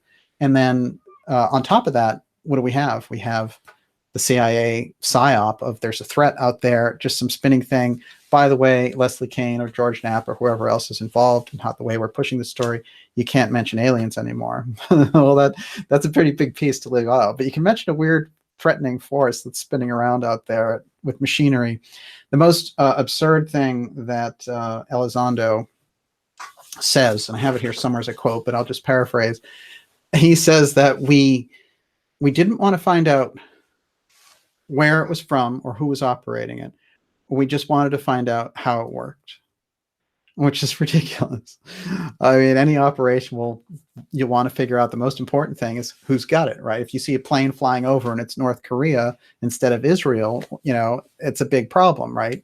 If you have a plane from France, that's okay. But if you have a plane from North Korea and you're a counterintelligence officer, you're going to want to know who's flying it. So his question and answer is like kindergarten level stuff, and nobody's buying it. And I think that Elizondo proves to be, if the weakest link in the chain publicly was DeLong in terms of the presentation, then Elizondo is the weak link in the chain in terms of the strategy of presenting these things, because people were willing to hear some intelligence facts. And for him to come out in his interviews and say, well, the information is secret, not secret. It's like a weird psychological game. And, can you follow the white rabbit of Elizondo? So the CIA is classic for that. If they're double dealing, then that's just their regular practice. Okay. Okay, this is great. Dale Smith, Jack Parsons, big into the esoteric Ordo Templi Orientis, did a ceremony at Area 51 in a dedication ceremony. It's not a question, just a... Wow, this guy is really well informed. Mm-hmm. Look, anyone who talks about Jack Parsons and all this, you're getting very close to an aspect of the UFO factor, which is not looked at very closely, which is the occult aspect. And it's absolutely gigantic because Parsons was one of the first pioneers of rocketry here in America. And JPL, they say, the Jet Propulsion Laboratory is actually Jack Parsons' lab because he's the one who came forward with all these incredible breakthroughs. And who was his favorite person? Well, his favorite person was Aleister Crowley, and Crowley set him up to run the OTO in California. And it's fascinating because the person that he tried to get a lot of these rituals and things going with was L. Ron Hubbard from Scientology. And there's a weird aspect around all this because this is maybe an answer that is nested inside of your question, but Merritt himself, one of his first jobs was to spy on L. Ron Hubbard because the CIA wanted to know what was going on with Dianetics and all of this. And one of the things that was happening was all the people that were visiting him were the people who were involved with early remote viewing, like Hal Puthoff, who was deep into Scientology. And when they had that big split after the December 16th New York Times story didn't work out so well for them on the CIA side, what did you find? You found Pandolfi firing shots at Hal Puthoff. Well, who was Hal Puthoff? He was the guy who was in charge of the remote viewing program. And guess what? He was associated deeply with the Bob Emenegger documentary from 1975. So how long has Puthoff been on the scene with this? That's 45 years. So when he showed up around this, he was doing it under the role of contracting for the CIA. Unfortunately, by the way, Puthoff is a guy who's done incredible work around remote viewing and stuff. And I was disappointed to see him involved with such a schlock organization like the TTSA. Okay. Seek Enlightenment says they blew Jack up. Did they blow up his lab? Well, yes. But what's interesting, I do think that Parsons, and the thing I didn't get to in the last answer, and I'm sorry, which is that Parsons and Crowley try to do these rituals around space and opening these portals to other dimensions. And that a lot of people think that the portal that they opened, let in this kind of ET factor and caused the UFO wave from 1947. Other people say us setting off the atomic bomb did the same thing. So it is fascinating. I mean, any answer is a good answer on that one. But I would say this, There's no question that us setting off an atomic bomb increased dramatically the interest that these off-world civilizations apparently had in us, because there were sightings before, there were recoveries before. There's no question about that. There's been a long history of that. But in the modern era, it's 47, a couple of years after the atomic bomb, where things just go off the charts. This is an odd one I've never heard. Scruples 4444 again. I'm not sure where I heard about the so-called Lockheed tax, but was something along the line of every American paying $63 to them every year. Have you ever heard of this? I haven't heard of the Lockheed tax.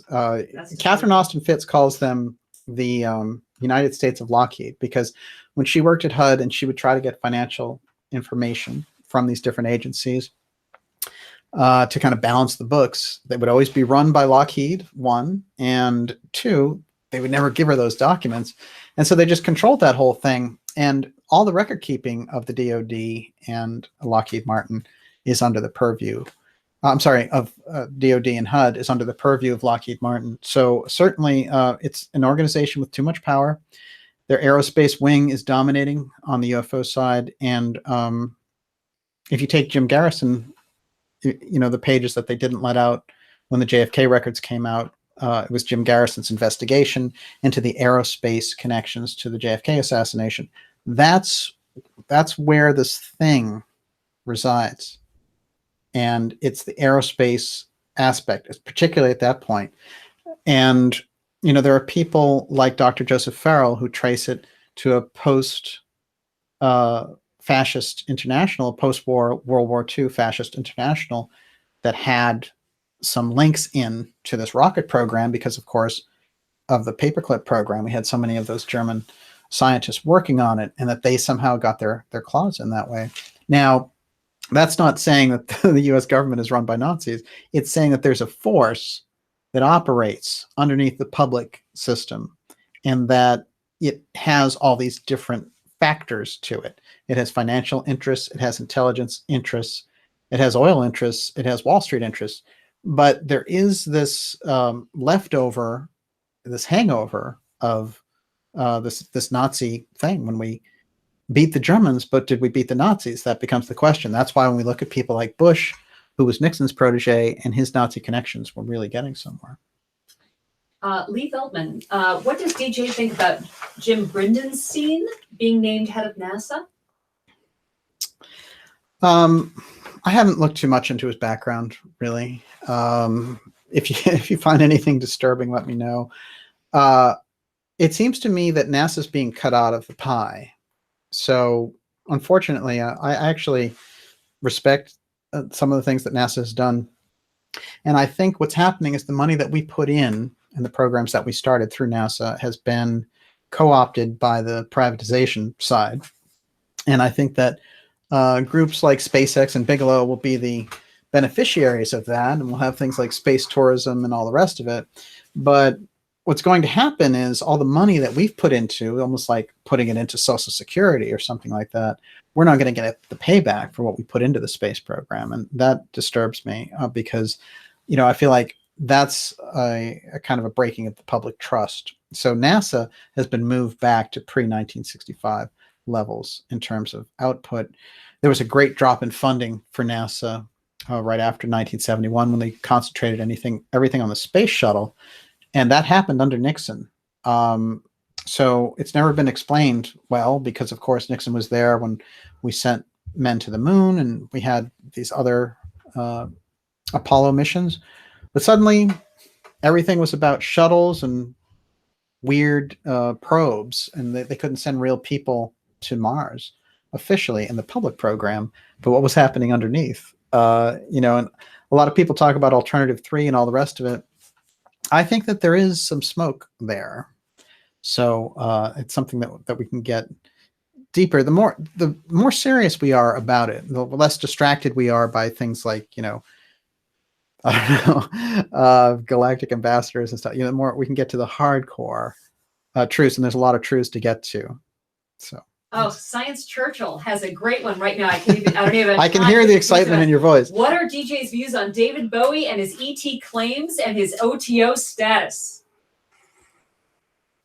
Wow, that is great. I met David Bowie on 2 occasions and found him incredibly lucid and charismatic character. I think he's one of the smartest, most intelligent, and most artistic artists that we had in the music field. It's an amazing guy. He did run a UFO, it would be the equivalent of a UFO blog now. It's a UFO newsletter back when he was 20. And in the 90s, he looked into encounters that he thought he had as a child. And so there's no question, also in the 70s, he brings up this kind of imagery, of course, all of his space imagery. It is fascinating. And I do think he had a deep connection, a soul connection with space. But the guy was truly remarkable. And what was the upshot of that? His OTO connection? Oh, yeah. Well, there's a period there in 1975 where he gets deeply into the Crowley thing. And there's just a line in the Station to Station song, which is from Kether to Malkuth, which is the top and the bottom of the Tree of Life. And I do feel like this is very significant, because that outfit that he was wearing, which had these strange zigzags on it when he was doing all this occult stuff in the mid 70s, which eventually he would disown and say, oh, it's, something, it's a lifestyle whose crux I've forgotten. He wore that outfit in his last video before he died, in the Lazarus video. He's wearing this zigzag outfit from 1976. So it is fascinating. But remember, people who look for spiritual fulfillment will find things like the OTO, and there's incredible information, because people like Crowley are so brilliant and they know so many things. Unfortunately, people like Crowley were also heavily vested in using occult means for, sort of nefarious things. But I do think a lot of that stuff, the Golden Dawn and all the rest of it's incredible information. And if it's taken, into a wider context of a whole worldview, there's a lot of things to appreciate about it. I think that movements like Theosophy and Anthroposophy were going in a better direction. They were taking that mystical occult side and they were applying it to bringing the kind of spiritual world here. But Bowie, incredible. You find a lot of things, so many different characters that Bowie had, that space is a major part of it. I did an interview that is on the channel, and it's with Ken Scott, who produced 3 of Bowie's crucial albums in the early 70s. And I think it's remarkable. And I actually did it before I did Dark Journalist, but I had the tape and I released it. So that is out there if you want to listen to it. Everybody wants to know about your take on Phil Schneider. Well, Phil Schneider, no doubt, the story of Phil Schneider is that he worked in these underground bases setting them up. And that when he got into one of them, he encountered these aliens in one of them, and that they had kind of a firefight, and that's where the Dulce legends come from. I have to say that Schneider always seemed to me very believable, and the things that he said, he also seemed damaged in a lot of ways, but I never doubted that he was working on the things that he was working on. And I think the way that he died, there's a book that Alexandra Bruce did called The Philadelphia Experiment Murder. And Alexandra, also, though she doesn't take many bows for her writing, you will find she's a remarkable writer. And that book is available on Amazon. And if you can get a copy of it, read it, because it is fascinating. And it describes her attempts to track down the investigative team who, after Schneider died, to see if it was how he died. And he was apparently strangled by, they try to say it was the life support apparatus he had in his wheelchair or something like that, but it was a ridiculous story. He had been bumped off because he had only come out and spoken for a few months. So we have those players out there, and I think that when people come forward with important information, I think they do need to be acknowledged in the public. It's a way to kind of build a protective wall around them. And during that period with Schneider, I just didn't think there wasn't enough publicity around it, and it turned out very badly for him. But yeah, I do think he was legit. Did Elvis Presley encounter any aliens?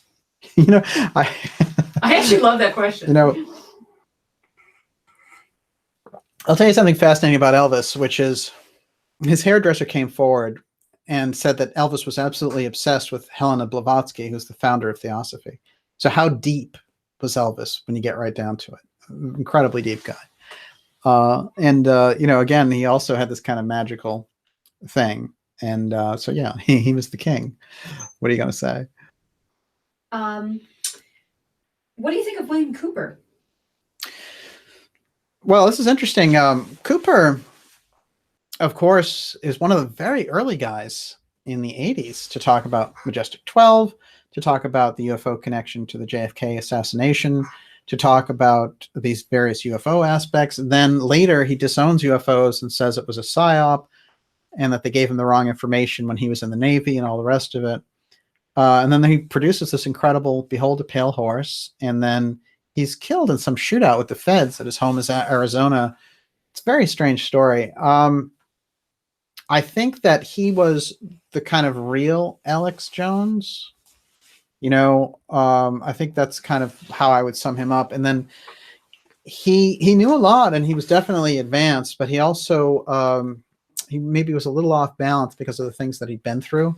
So the information, take of it what you can. But if I was in 1989, 1990, and I came across Cooper's material, and I think I read it in the mid-90s, I would have been incredibly enlightened by the things he was talking about, because he was so far ahead of his time that I think we just caught up to him over the past 20 years.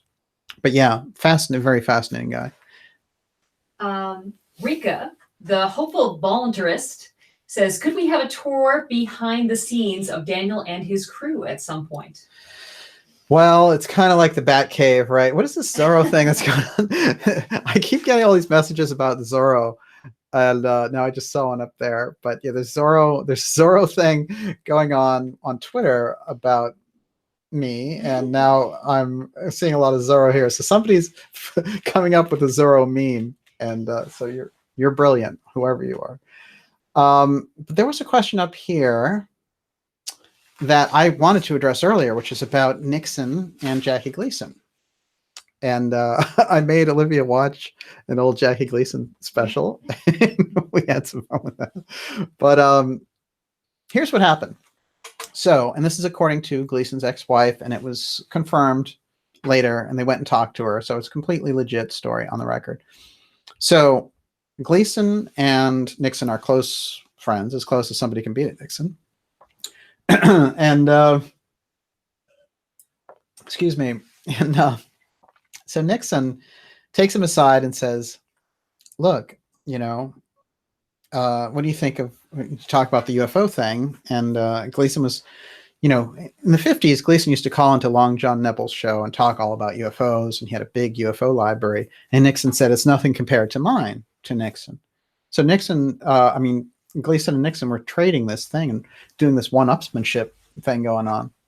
Then, interestingly enough, a person shows up at Gleason's door and says, the president's going to talk to you. And then Gleason meets with Nixon, and Nixon scurries away from the Secret Service with Gleason and drives to this air base in Florida and shows him these aliens. Along the way, they encounter these people like the MPs who are guarding the base and all that, and they're shocked to see Nixon, but he's like, let me through.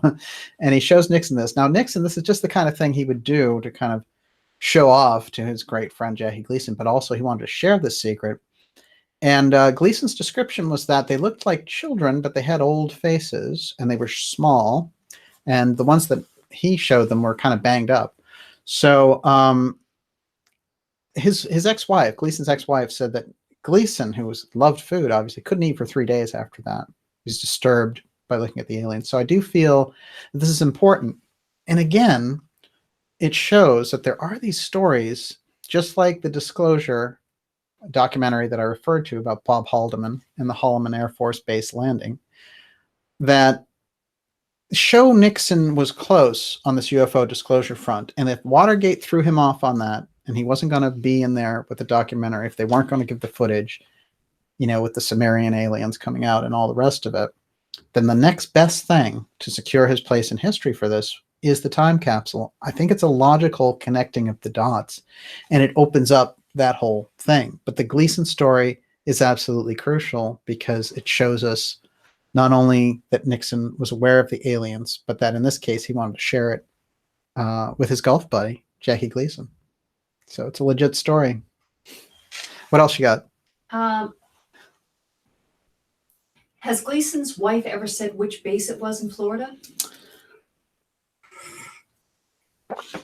It's pretty interesting, actually. I had this conversation with Linda Moulton Howe, and the base that it's attributed to, which I can't think of the name of right off the top of my head, she thinks it's another one, but it's two of the famous bases there.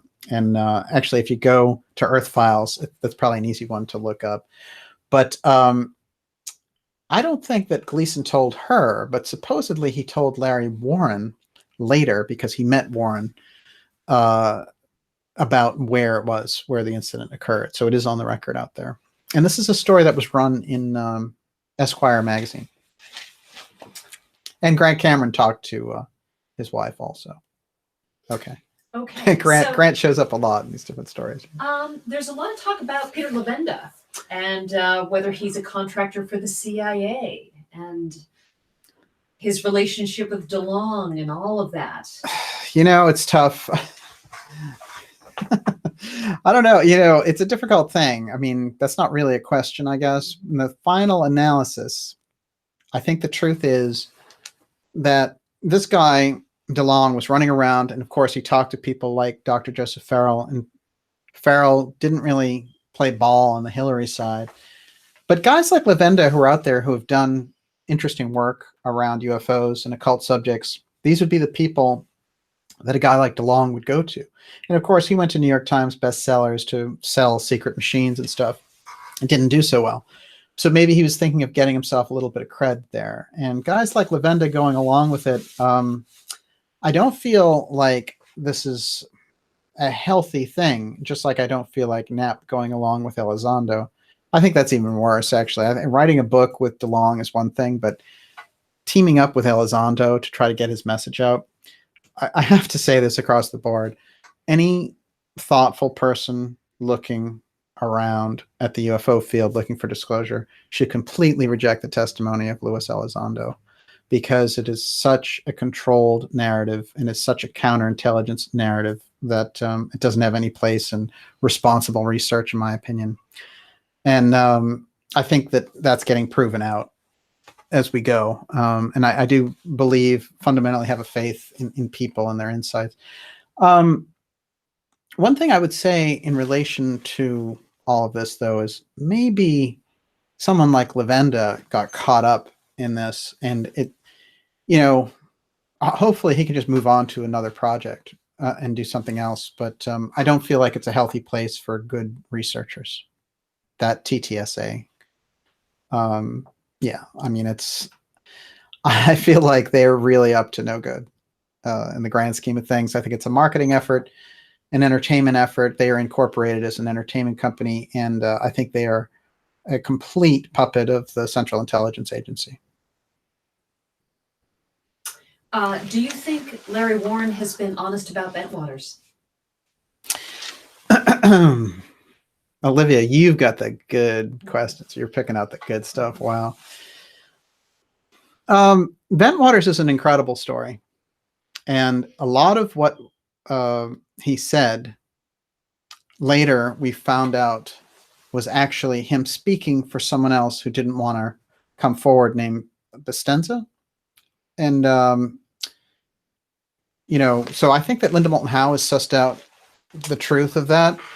But I never thought that Warren was lying about anything. I just felt that he was speaking for Bestenza. And I don't feel that, you know, I don't think it was an easy situation to be in. There was a lot of pressure to shut everybody up. And, you know, I don't know, Adrian Bestenza, that's it. Thank you. But I felt like Warren was part of the group, and he was there, and it's legit. His memories are legit. And there are some interesting stories. Apparently, there was some military secrecy with Halt, who was not giving us the full picture, although he was giving us a lot of it. so there's this tricky thing when you're talking to military people. You know, sometimes people are like, hey, I want the military around and I want all these CIA people, but they're all under these national security edicts that tell them they can't reveal certain things. So you're in a tricky situation. You want the expertise, but if they're under secrecy agreements, then they can't tell you things. They can't give you information. That's why the Elizondo story doesn't ring true, by the way, because he's still under a secrecy agreement. And that's not the kind of thing you can violate easily. So somebody obviously just rolled him out and said, here, say this, you know. So I just remember flipping back to the New York Times article, this sullen picture of Elizondo in a cafe, and they were like, disgruntled CIA man comes forward and reveals everything. And I was like, wow, you know, this is New York Times is getting to look almost like a kind of a clickbait YouTube channel headline. And that picture was so ridiculously professional and all this stuff. And I was thinking to myself, oh, they crafted this whole thing. And then I went through his bio, and in the third line of his bio was counterintelligence. And I was like, oh, that's it, you know. So yeah, I'm sure he did great work fighting terrorism and drug rebels, but I don't buy him as the lowly manager of the UFO desk who gets disgruntled. It's a ridiculous story. What do you think of Billy Meyer? Well, what's interesting is I feel like there's a great mix of things in the Meyer story, and I don't think you can dismiss the Meyer story.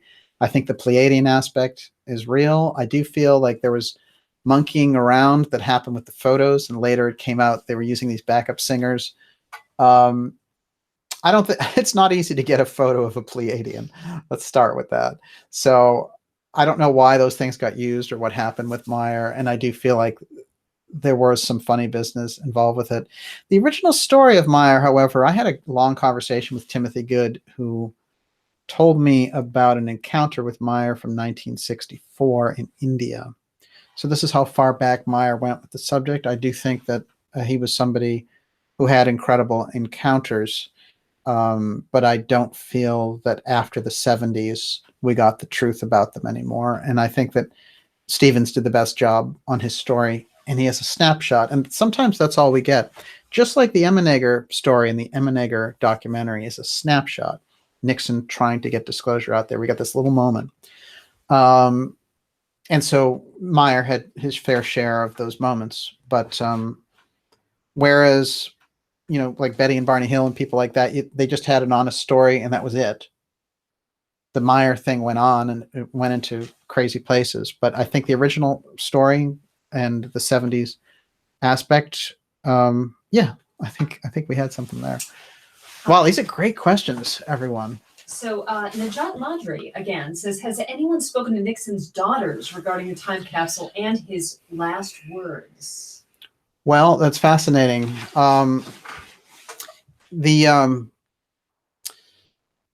What I have from Merritt, and I took place in our conversations, was that he did go to different law offices associated with the Nixon family, and he did approach one of the Nixon's daughter's husbands, and he was trying to get that information to them regarding, but it was regarding, it wasn't regarding the time capsule, it was regarding information that he had relating to Watergate and things like that, and he wanted to make sure that they had it as kind of a discharging his duty situation. And that there was some response at the time, but that then they just, you know, he was supposed to get in touch, you know, they were going to get in touch, and then it never happened. So the answer is no, that it didn't happen, but there have been attempts for his Watergate information. As far as the time capsule goes, as far as I know, no, they haven't contacted.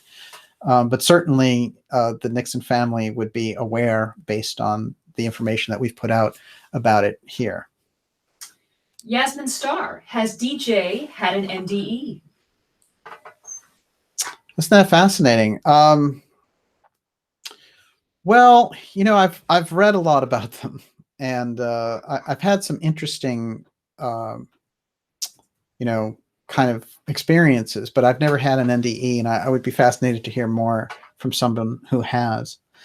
So that is a great area of study for us, because relating between these two states of being is crucial for us to understand what's going on. And if we spent more time studying our consciousness, then all these other things would make sense. And that's why when we did a show on January 1st with Gigi Young, I was doing the kind of hardcore breakdown of the CIA involvement in the UFO thing.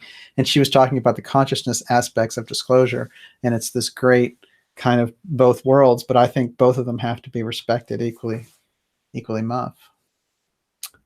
Now there is a kind of consciousness aspect when you're dealing with UFOs for the really good stories. That's why it can get away from people when they're just looking for metal fragments or whatever it is, because there's a whole consciousness interaction. And I found when you look at genuine situations and look at genuine UFO photos, it impacts your consciousness. You do think differently. And I think this was something that Professor John Mack was getting at. And that research is important. That's the research where we need to increase. Okay, we're going to take about 10 more minutes of questions, and then we're going to wrap up this version. I do want to mention to everyone here that I'm going to be on Coast to Coast AM on March 1st, next Thursday, and I'll be going deep into all the things that we've been talking about tonight. So I hope everyone does tune in, and I look forward to hearing you there. But it's great to be here with everyone, and a fantastic crowd, a huge crowd coming out for this. You know, the story I think that we're working on is exciting, and this is history in the making, and everyone needs to get behind this, and really collectively, I think we can make this happen. Now, I've tried to lay out some factors here, and we're going to continue over the coming weeks to figure out this version of disclosure that was happening with the Nixon administration in the 70s through the documentary, through Emmenecker. Is very important stuff, and that we're going to continue on that line for the foreseeable few weeks coming up here. All right, what else? Okay, Drumstick 74 is just dying to know. Do you think the elites have access to secret back-engineered crafts, and what the agenda is? Yes. Absolutely. Of course they do. Yes. They have had that access from as far back as the 40s, but they may even, from certain information that I've studied, they may have had crash information earlier. It's possible. And I do think that some of those early groups that were working on space, and Walter Bosley's work gets into that, but I do feel like Joseph Farrell's work also covers it nicely. Excuse me, but there is something to this, because they have the technology. I don't think that they've mastered it by a long shot. But when you're getting to the crux of what we're talking about, you are talking about alien interaction, and you are talking also about off-world civilizations, advanced technology, consciousness, etc. But you are talking about the technology and energy aspects, and how that would transform the world, and how that would change economies, and it would change dichotomies between peoples and groups. And you have all these elite groups now, and there'd be a lot more sharing of the wealth and all the rest of it. So I think that those elite groups are holding on to the old paradigm, and they think that they can unleash the UFO information on their own timetable and with their own motives in mind. But unfortunately, people have caught on to the UFO thing and have researched it for 75 years, which is why the kind of dodo bird of disclosure that stumbled out of the New York Times on December 16th was so roundly trounced by people who knew better. And it's funny because I see more people, we came out with it right away, and I'm not giving us a big pat on the back. We knew right away what was going on with that, and we said so, and we did multiple shows on it if you go through it. And all the people around the UFO thing at the time were celebrating this as a great disclosure and all the rest of it, and I understand it. But at the same time, it took a long time for people to come on board from the UFO side of it. And some of them are still clinging to the Elizondo thing, and I've pointed them out here, and it's, it's not a grudge match or anything, but come on. I mean, when you're surrounded by billionaires like Bigelow, and you're surrounded by the CIA, that's not where UFO truth comes from. UFO truth comes from solid research and researchers on the ground who risk a lot. So, this is the direction that we need to go in with it. And I would appreciate it really if this is some of the bigger players, people who've been at it a long time, like Knapp, would stop playing games with Elizondo, who's obviously not giving us the truth, and we've had enough.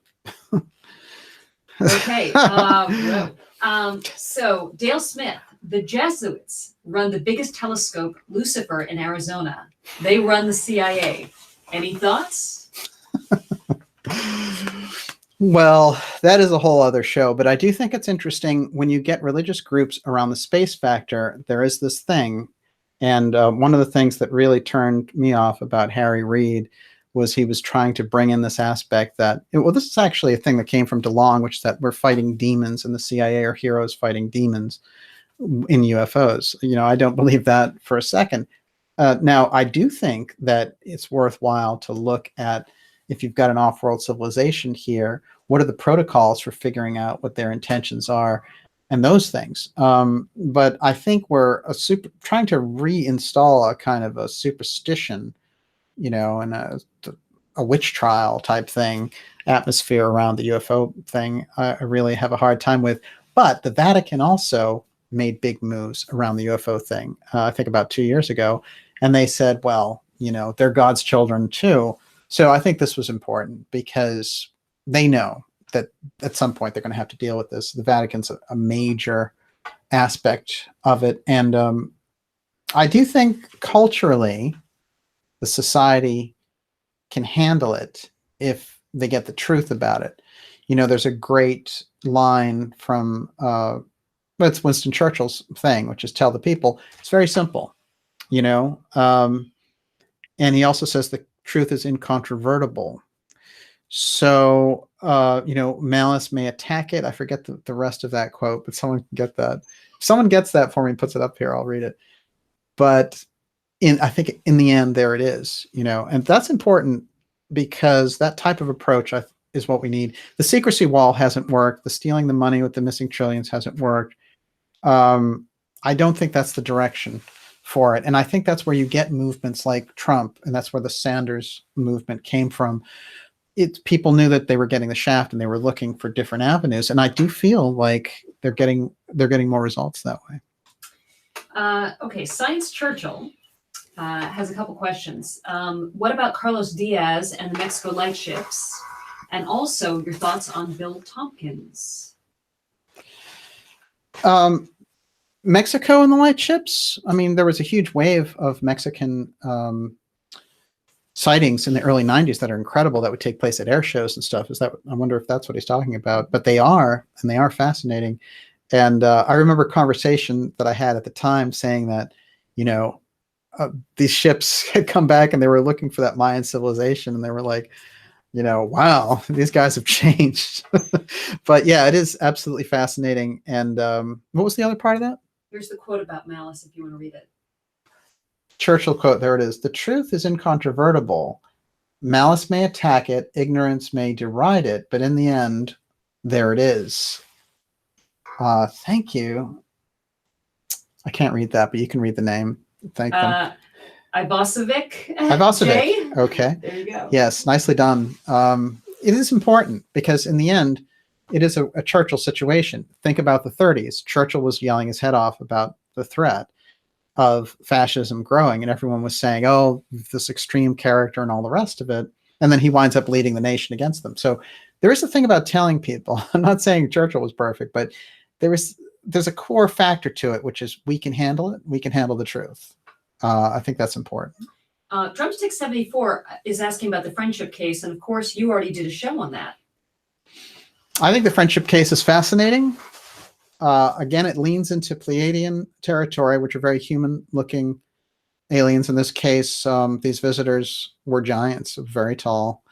But the friendship case is all kinds of footage associated with it, tons of witnesses all over the world, and it was kept wrapped tight from the 50s, and it was let out.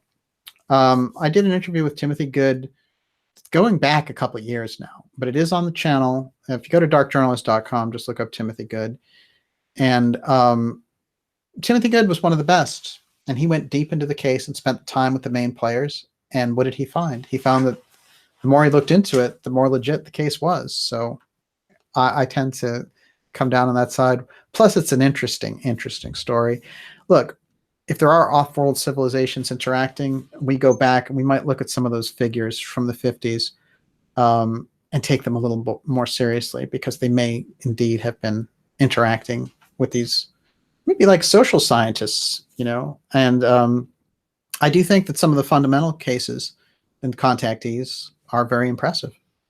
I don't think there's any doubt about it. I also want to point this out, which is there's a big rush to throw things away, around certain things like Roswell and stuff, because it's been so beat like a dead horse, and like there's been so much marketing around it from movies and all the rest of it.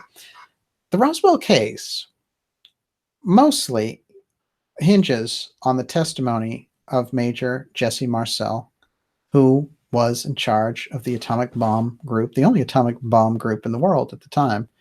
He went there. He knew the craft that we had. He knew the balloons and all the rest of it. When he saw that huge field of debris, he figured this thing is not from this earth. And he was around the whole secrecy thing, kept his secret for 30 years. Before he died, he came out. He went to a few reunions. The word got out about him. He gave some interviews and told us about that story, or it would have been lost, except for the fact that they had let these newspaper headlines about it. That is the core story. There are a lot of good witnesses around it after the fact, and people have done work around it. And they've made it the wild case. They've tried to turn it into the junk conspiracy Roswell, but it's a very solid case. Just go with Marcel on the original Roswell case. It's an important case, I think, to keep in mind. And the friendship case, of course, I think is important also. So what is your source for Emmenecker and Haldeman knowing each other? It's Emmenegger himself. Yeah, Emmenegger. Now, there was a thing that they were fraternity. I'm still trying to track this down, that they were fraternity brothers. But the thing we know for a fact is that he knew Haldeman, and also that Nixon's press person, who I don't have his name with me right now, but they also interacted a lot, and they got in touch with him. And interestingly enough, Emmenegger, after the fact, ran into some of these guys from the Nixon administration, and he said, "Why did you let us into DOD and give us all this access at the time? What was going on?" And they said, "Oh, the head of the Air Force told us to give you the access." So they were ready to do their version of disclosure.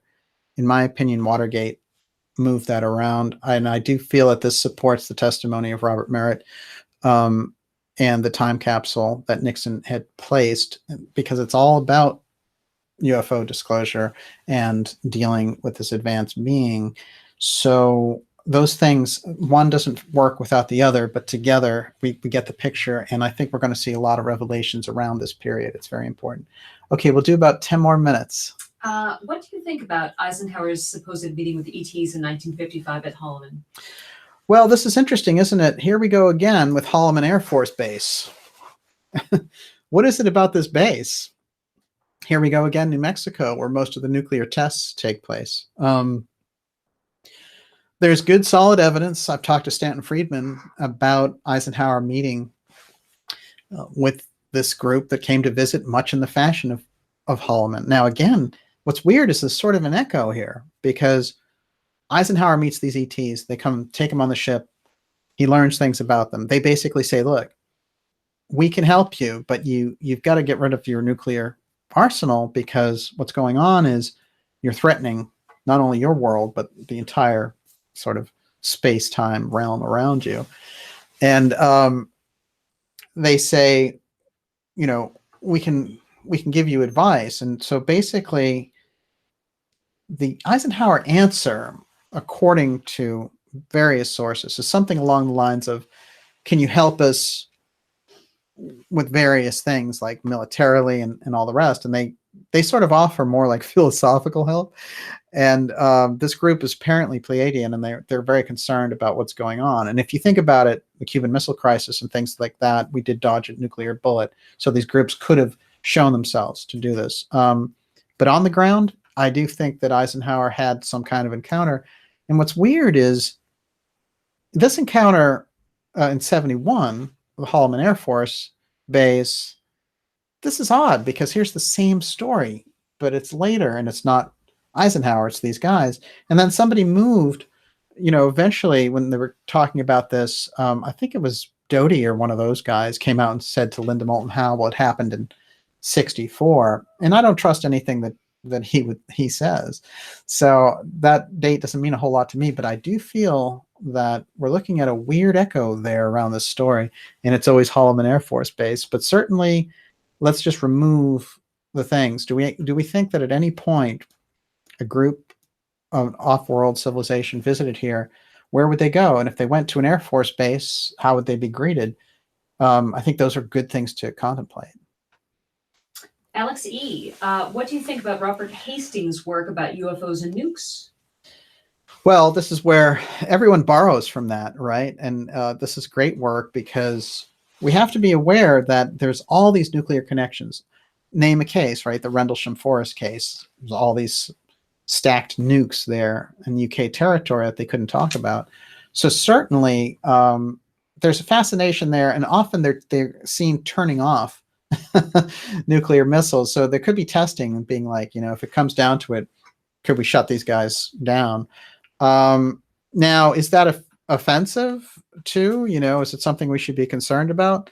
On the military side, you'd have to be thinking it's provocative. However, I don't think we've ever seen aggressive activity from off-world civilizations. There have been some things that have happened. I think about the case where this UFO kind of grabbed the pilot in Australia in the late 70s. A lot of those things are very unexplained. And also, I think the abductions, large-scale abductions that have happened, and all the material around that and the grays and all the rest of it, I mean, it is aggressive activity. So in a sense, but I don't think it's, the idea of them being a threat and trying to attack us a la Independence Day or something like that, I think it's more of a fantasy of the Department of Defense. Okay, I think this is a good question to end on. Okay. Heather Polly, DJ, what first convinced you UFOs are real? That's a good question. I've been into the subject since I was very young, and I've spent a lot of time on it. And a lot of odd things have happened to me. One day I was walking down the street in Brookline, and I heard a guy talking about how he had been on television, and his name was Charlie Fultz. And I was curious, and I just said, "Oh, what were you on television about?" And he was actually complaining because they had preempted the show and they were going to replay it. And he said, "Well, do you really want to know?" And I said, yeah, I want to know. And he said, "Okay, we're going to have some coffee then." And we went and talked for a while. And he told me all about his encounter. And he was part of the Allagash guys, and that encounter in Maine that took place. And he went into great detail about it. And I think he even remembered some details while he was talking to me. And I've always wanted to talk to Charlie again. I thought he was completely authentic. And he and two twins from Mass Art who were teachers got caught in this abduction scenario when they were fishing in the Allagash.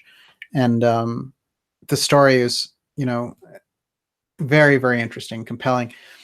Interestingly enough, when they came back after a while, they all had they were great artists anyway, but they had incredible abilities all of a sudden. And, it's almost like the encounter speeded up their own internal genius metabolism. And so things like that have happened to me. So, it's kind of signposts along the way, you might say. But that's a good anecdote on that. And what else you got? People feel that you sidestepped the Bill Tompkins question, and Oh. they would like you to revisit it. Bill Tompkins, yeah. Bill Tompkins' stories were something that I wasn't particularly, I just didn't feel any resonance to them personally. And I felt that there were fantastic elements to them. I remember Richard Dolan was all excited about him, kind of submitting this manuscript of a book. And then he felt that when he read it, that it had a lot of very, very juvenile descriptions of things. and he felt that something was off, and he actually said it was absurd and ridiculous. Now, I don't know where Tompkins was coming from, and I do think that his original interview with Carrie Cassidy held some promise, but I've never been attracted to the work he brought forward, and it wasn't for me, and I don't include it among the canon of research. It's just something that's out there that I don't include in my own work. But yeah, there you have it. Hey, somebody asked a question about Ramtha. Look, I'm going to tell you something. That is one really powerful personality, and there is a famous show of me interviewing Ramtha, and I gave it all the gusto. They say that there's two great interviews with Ramtha, one with Merv Griffin from the 80s and one with Dark Journalist, and I thoroughly enjoyed it, and I think she did a good job. I think she came in and told her life story, and that's something else. Thank you, everyone. One last question. Okay, Olivia, you're up. Josh Randall says DJ should do a marathon stream, 8 or more hours, which is something we've been talking about. 8 or more hours, my goodness. I've thought about doing. Well, I'm not going to let that out there, but yes, I hear what you're saying, and but this is kind of a marathon. We get a couple of hours, and we have Tessa Dick who's in the audience. Thank you, Tessa, and I know we'll be speaking soon. And Lee, oh yes, yeah, Lee, Brandon, Josh Randall, all kinds of terrific people. Thank you so much for joining us, and we're going to have more on the Holloman connection and the Bob Emenegger story. In fact, I've invited Bob to come on and tell his story of doing all this, and I think we'll get a much better picture. But certainly Grant Cameron is going to be on next week. Alexandra will be back, and hopefully she's feeling better. Everyone send her good vibes, because they couldn't have been very pleasant for her. And we will see you next week, of course. We have a new interview coming out, and next Thursday, Coast to Coast AM with Linda Moulton Howe. So I look forward to seeing you then. And thanks, everyone. We had a great crowd tonight. Unbelievable. Christine Taggart, thank you. And Alexandra, how about a great round of applause for Olivia, everyone, because she did an outstanding job. Good night, everybody. You did a great job. Thank you for your great questions. So we'll talk soon. Yeah, no, you did fantastic.